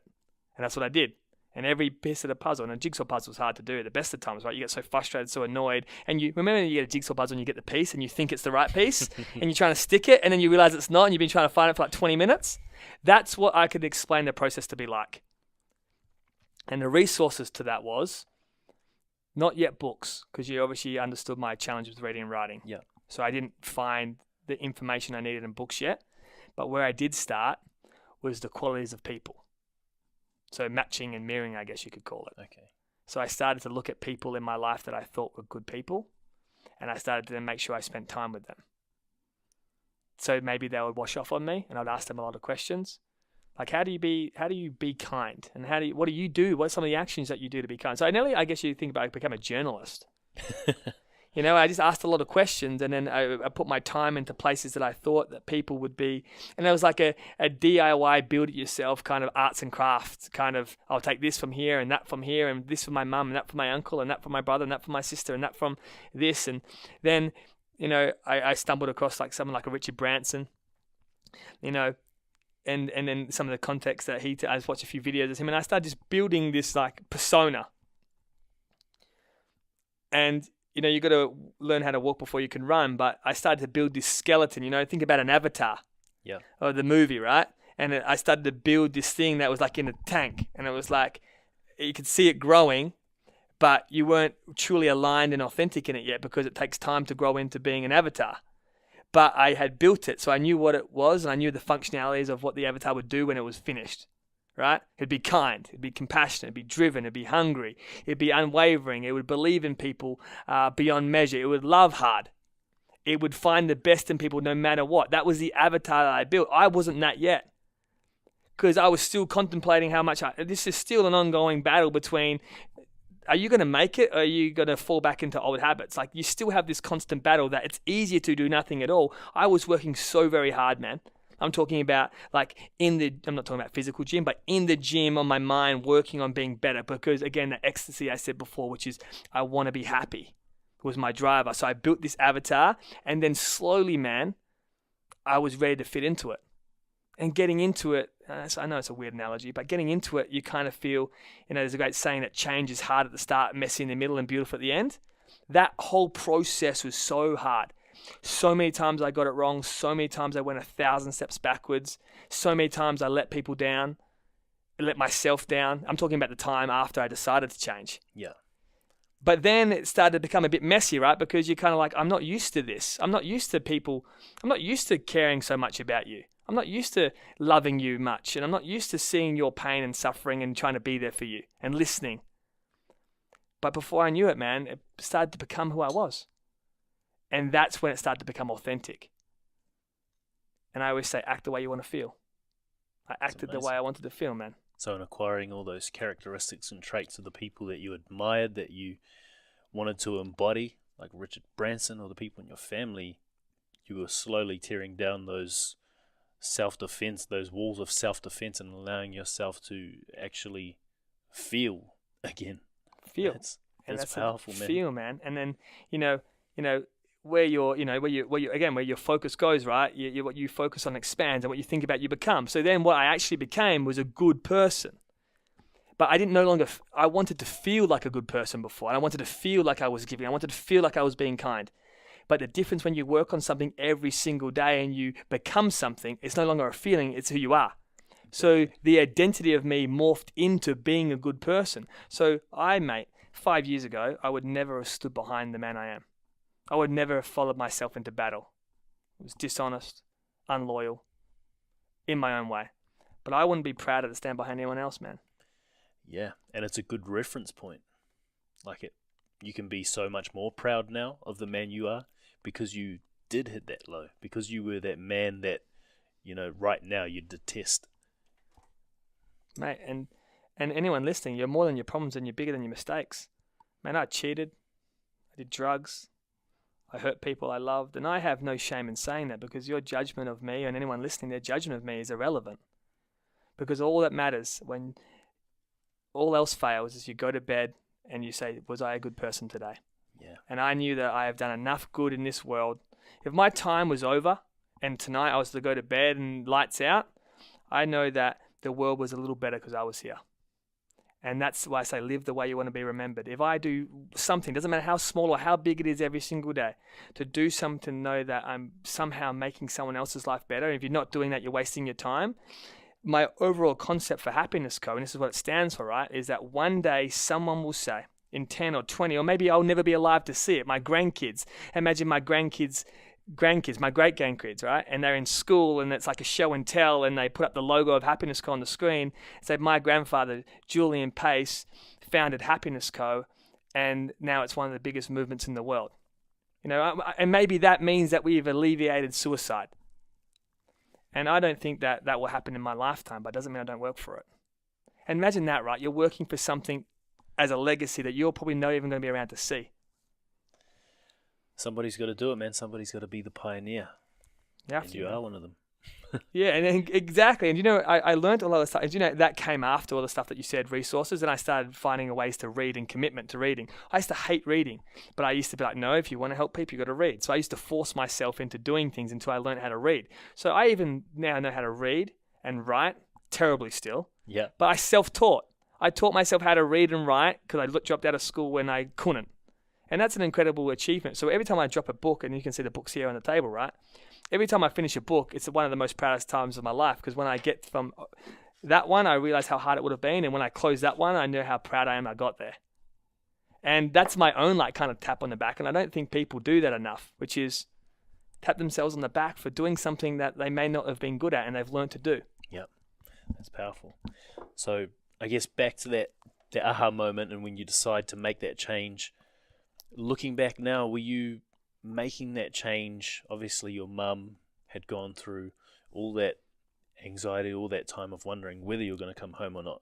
You'd become, I guess, what you'd consider a burden on the people around you and push most people away.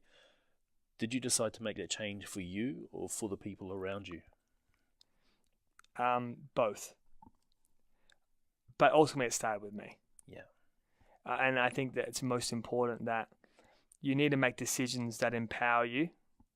Because I said before, pain is real and suffering is a choice. I wanted to become selfish to be selfless. So people think selfishness is a dirty word, but only if you use it with the intention of being up yourself and arrogant and think that you're better than people and you're only in it for your own interests. Yeah. I became selfish with the desire to be selfless. Like self-love. Self-love. And I fueled self-love as a key common denominator. And I knew that I could only give back into this world what I could create in myself. And I without knowing any of this, right? Again, back to intuition. I've now done hours and hours and hours of countless study in the books and seen some of the best speakers in the world and, become a phenomenal speaker myself. But when I first started, I had nothing. And I think it's important to remind people of that. Because people may listen to this and be like, oh, look, it's just come such a long way. And they might look at Happiness Co and be like, wow, it's really incredible. But I'm never going to be able to get there. Or that jump is too big. But, this is a 4 and a half, 5 year journey now. But it all started with not being able to read a book properly and building character traits of people I liked. That's how simple it was. Yeah. Because I think people think that it has to be complex to change. Because we've spent so much time and energy messing it up. But it's actually quite simple when you slow it all down. And that's the thing too, is taking one step at a time is better than ideating taking the perfect step and not taking a step at all. Exactly. And I think action's the best step, right? Yeah. And even if you get it wrong, and even I get it wrong now, I make bad choices. I make mistakes. And I let people down at times. I'm far from perfect. And, people always ask me, are you ever unhappy? Of course I am. Contrast. You need unhappiness to appreciate happiness. You need sadness to appreciate joy. You need heartache to feel like passion. You need contrast. So I no longer fear my emotions. I embrace them, right? And I always say, people are like, oh, how do you do that? I'm like, well, think about this. Think about having a dinner party with all your emotions present, right? Fear, anger, judgment, rejection on one side. And on the other side, love, joy, authenticity, connection. And why can't we have a civil conversation between both? So then when judgment says something, I know this is crazy, but this is how I used to unpack it for myself. It's how I used to build my own emotional intelligence. And I would get judgment to talk to love. And because judgment is always trying to tell me something, so I'd get love to buy into the conversation, which is what would love do and what would love say? And what would connection do and what would connection say? And I used to always ask myself these two questions. Even when I'm hurting and when I'm struggling, what would love do and what would love say? Because you don't always have to feel happy, but you can still act from love. You don't always have to feel good, but you can still be a good person. And that's something I learned listening to Aubrey Marcus's podcast as well, and something I've implemented in my life, even with shit as simple as road rage. It's like someone cuts you off or someone doesn't let you merge in, instead of being like, oh man, fuck that guy, what a dick. Just like, no, like maybe he just needs to get somewhere really quick. Maybe he's got something important on. Maybe he's going through something painful. Like, just send him love, bro. Like, there's no point in you being angry. And that's made such a massive impact in my life. Isn't it funny though? Like this is the thing about outlooks or filters. Same circumstance, same environment, same time, but how we deal with it is very different, right? And I use this as a powerful reminder or context that when my dad died, my sister became a better mum because of her young son. She became a better partner. She became more loving, and her focus was this, right? The pain was real, as mine was, the heartbreak, but she used that pain to want to make sure that her family never went through what Dad put us through. Yeah.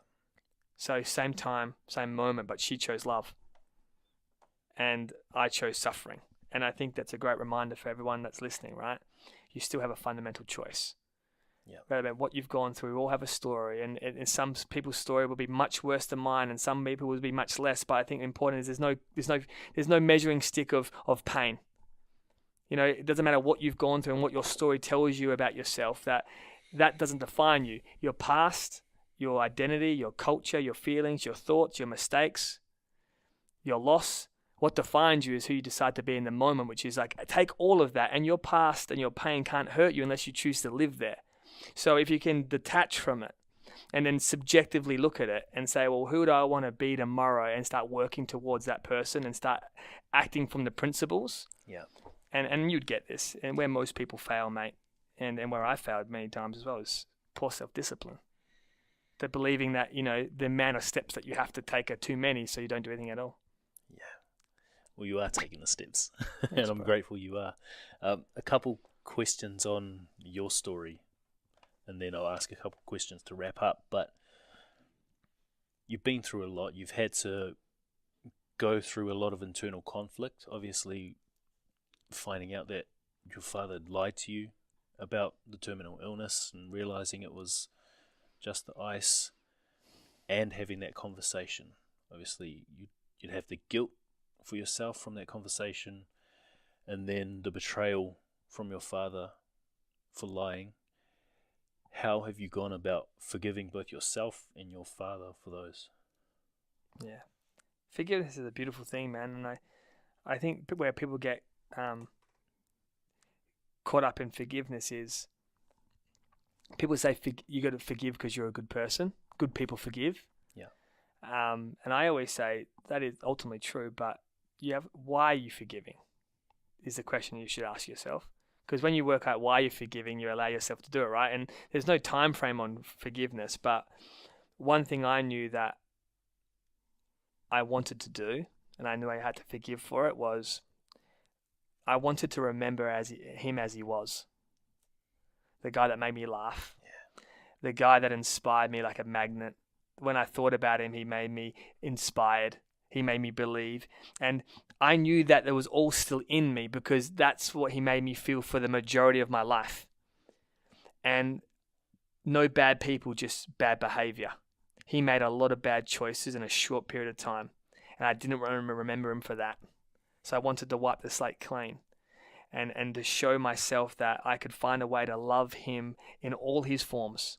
The good, the bad, and the indifferent. And the beauty's in the cracks, right? And to take the learnings and the lessons that he was trying to show me to define and create the man I am today. Because without him dying, mate, I promise you, I probably wouldn't be this version of me.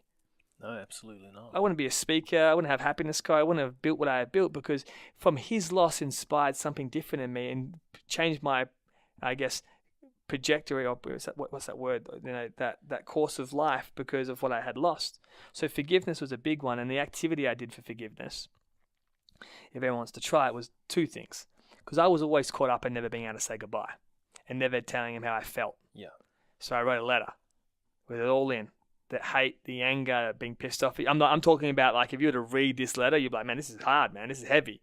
But no one else is going to read it. Yeah. But I wrote it like I wanted him to read it. So he could see it and validate it and know that I was feeling this way. So there's a lot of hate in there. There's a lot of pain in there. There's a lot of love in there as well. And there's a lot of forgiveness. And you're just getting it out of you too. Just getting it out and saying things that I wouldn't want to tell anyone else because I wouldn't want people to know that. Like, I'm glad you're dead. I hate you. I used to say that a lot. I'm glad you're dead. That's what I used to say. I didn't want to tell it to my brother and sister because I would feel sad. I would say that because people lose their people that they love, their mums and dads, to accidents every day or to illness, and I'm being selfish thinking that I'm glad he's dead. I'm like, how horrible. So I wouldn't say that to someone. But I'd write, I'm glad you died, but I also know that's not a good thing to say, and I love you. So I just had this contrasting letter, right? It would have sounded like I had 50 shades of grey, 50 shades of Pace in this letter, man. And then I went to the beach and I lit it up. Man, that was liberating and freeing for me. And then one other thing I did for myself and for him, I used to think about myself being in a cinema, black, lights on stage, and the only thing that was there was myself or him. And I did this at different times, right? Myself sitting there, and I thought about all these amazing things happening to me. All the good, a great life, a beautiful wife, kids, success, joy, happiness. And what happens when you start thinking about something like that, man, and seeing someone else smile, you start to smile. So I started to think about all these good things that would happen to me and how that would make me feel. And I hadn't ever thought about these things before, about me deserving love and deserving happiness and knowing that I was enough to deserve them in the first place. And then when I was done with me, I'd whack my old man in the chair and did the same thing with him.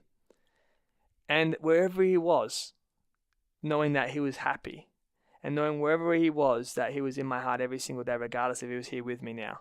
And to know that even though he made a lot of mistakes, he still deserved love and happiness too. That's amazing.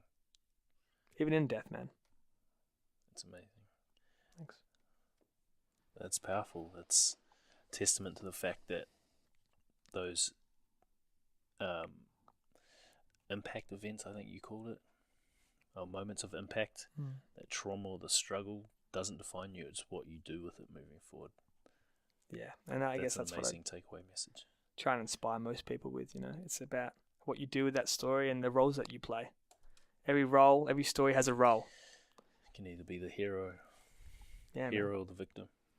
And that's for me now with Happiness Co.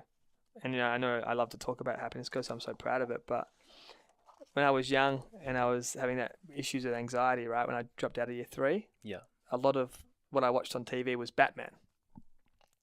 I used to love Batman, and we talked about this before we started the podcast. Batman was my man, right? And that bat light used to go up in the air. People in Gotham City knew that he was out there trying to help people, and he was out there fighting crime. He was out there trying to do the right thing. And for me personally, that's like how I see Happiness go.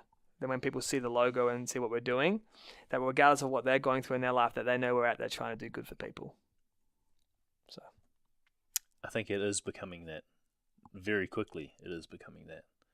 It's becoming synonymous with actually implementing tips, tools, and tactics to live your happiest life. It's true. And you should be proud. Thanks, man. And I always say, you got to redefine it, right? Because happiness is subjective.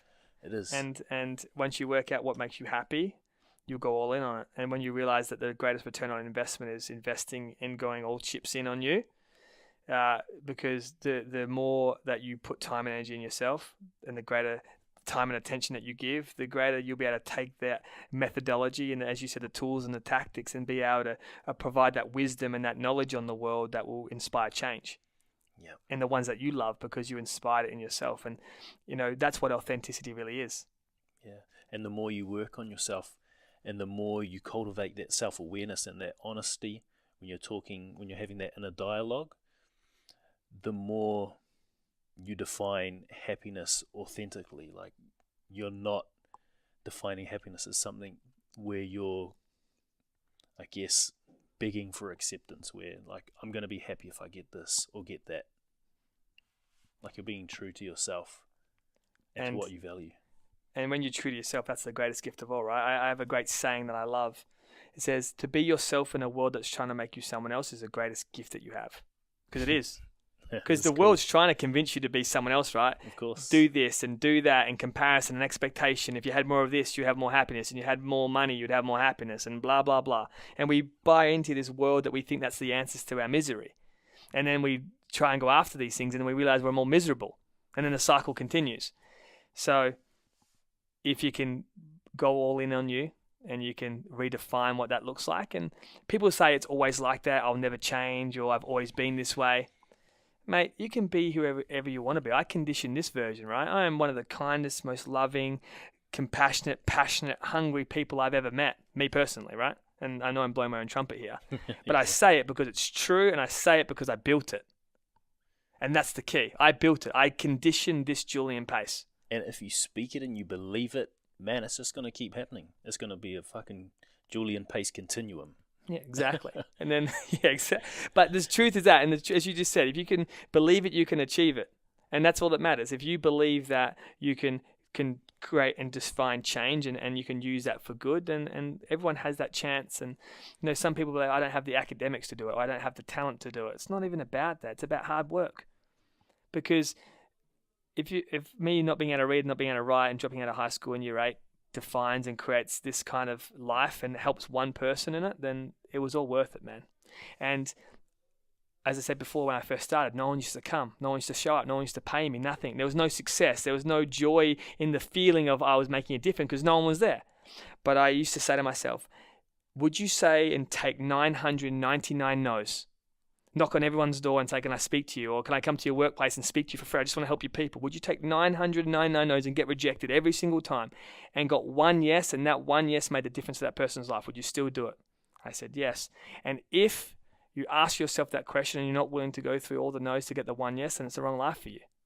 Because you have to go through rejection to be able to find what it is that you're looking for. And that's a teacher of life. Rejection is a great teacher. Yeah. And there's nothing more vulnerable than putting your story out there, meaning to empower people, and getting negative responses or feedback. So true. There is no worse no than having someone tell you that your story is bullshit or that you're weak. And another conflict on that as well is having the internal conflict with your family. And we've smoothed this over now, and we're all great with it. But I remember when I first started, right, and my brother and sister started hearing about the things I was saying. I remember a conversation I had with my bro. He's like, why do you have to say so much about dad? If you want to help people, help people. But you have to tell. I don't want people knowing our business, because it's also their story, right? Yeah. And then you have to deal with their emotions of you're going out and telling the world that dad killed himself. You're going out and telling people that this is what he did and he hurt us. You're going out there and sharing everything about us, and we want privacy. And I had to find the courage to be like, this is not about you. This is not about my sister, my brother, my mum, me, my mates. This is about saving lives. This is about saving someone else's. And we can hold on to our story and sit there and suffer for it for years to come. But the reason why we've smoothed it over, right, is because love wins. And my family now know that it's now inspired thousands and thousands and thousands of people. And thank you for that, Dad, because he's left more of a legacy now that he's dead than when he was alive. Yeah. Because he would have never envisioned this for his life. He inspired the people he did in business. He inspired us as a family, but now he inspires thousands of people because he died. And it's weird, but it's true. That is so cool, man. Yeah. Thanks. That's legacy. A couple quick questions and then we'll wrap up, man. What would you say the quality of your life is like now? Quality of my life? Yeah. I would say really, I have a really positive outlook. And that would be, I would say, the quality of the landscape in it, right? The emotional landscape. I always say there's two landscapes, the emotional landscape and the physical. If you can change the emotional, it can really help change the physical. If you can change the physical, it's always going to help the emotional.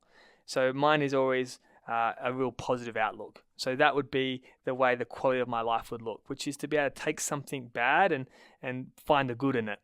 People included. And I say no bad people, bad behavior, but to take bad behavior and make something good out of it. And there was a great ad on TV. It was like that Tasmanian beer. They used to like push people in and that beer would come out.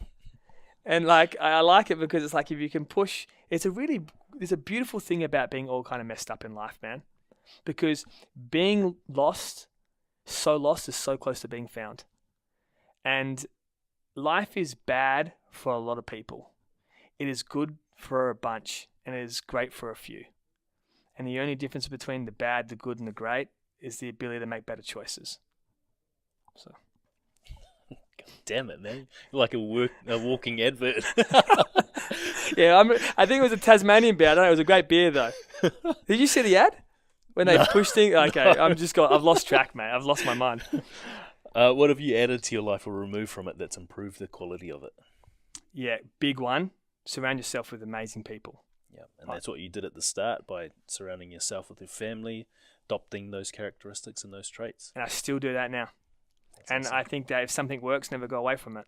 Yeah. Do the things that work for you and find that recipe, that recipe for success. And, I talk about this a lot with an onion. Shrek, onions have layers. Yeah. The core of the onion is the best bit of the onion. So when you peel it all back and all the layers of a person, when you put that onion core into a dish, it enhances the flavors of other ingredients. So I learned that along the way. If you can peel back all the layers and be an authentic person, you can enhance other people's lives. And that's what people taught me. So good people, and cut out the people that make you feel less than amazing, that make you feel that you're not good about it. It doesn't matter how long they've been in your life for too. Yep. The commitment to being better, not right.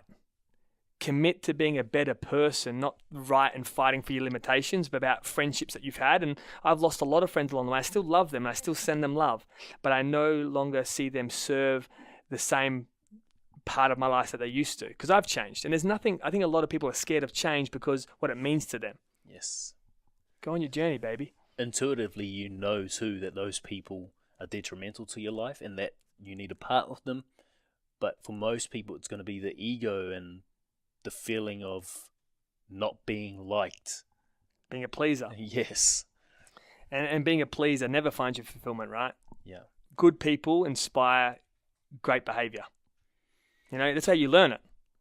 That's how you learn being a good person, by surrounding yourself with people that do the right thing even when it's hard, even regardless of the consequence. And that's the people you want to be inspired by when they go through hard times, but they made hard choices. And great leaders, and we talk about this at Happiness Code all the time, hard conversations, easy life, easy conversations, hard life. There's nothing about being a pleaser in a hard conversation, but that hard conversations create breakthroughs and impact. That's pretty cool. That's awesome, man. Yeah. Better people make you step up. They do, bro. They do. Okay, last one. If you had the chance to put a message on a billboard that thousands of people would see every day in relation to what you've been through, what would that message be? Oh, mate. And it can't just be an advert for Happiness Go. Can't be an advert. Can't be the 21-day challenge. Yeah.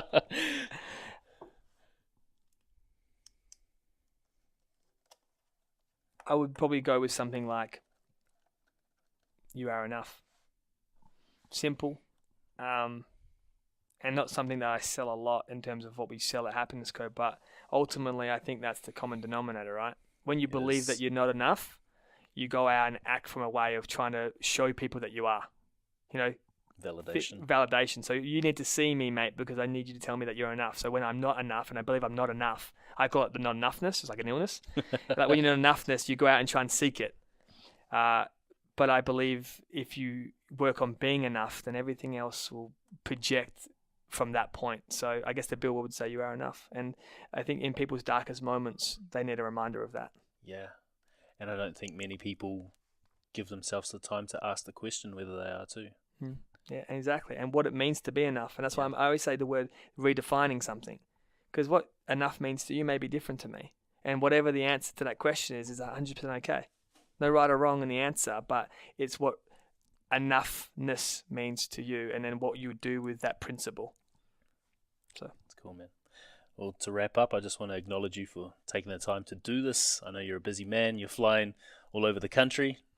Sent a few messages where you're supposed to be in Perth, but you're actually in Melbourne. That's happened a few times. I've lost my way, mate. But, man, I want to acknowledge the fact that you've gone from those depths, those lows, encountered and touched on that sort of grief and loss, and you've rebounded step by step, day by day, followed the process, not the prize, to this point where Happiness Co. is slowly becoming this Goliath within the mental health space, creating real lasting change, becoming synonymous with that change and the shifting of that paradigm in terms of mental health stigma and suicide prevention. And I just want to say thank you as someone in this space, someone who has suffered from depression, for all you're doing, and I want you to know you should be proud of everything you're doing, man. And I think your dad would be proud of it too. Thank you, man. I really appreciate that. Thank you for your time. It's been epic, so I appreciate it. Thanks, man. Cheers.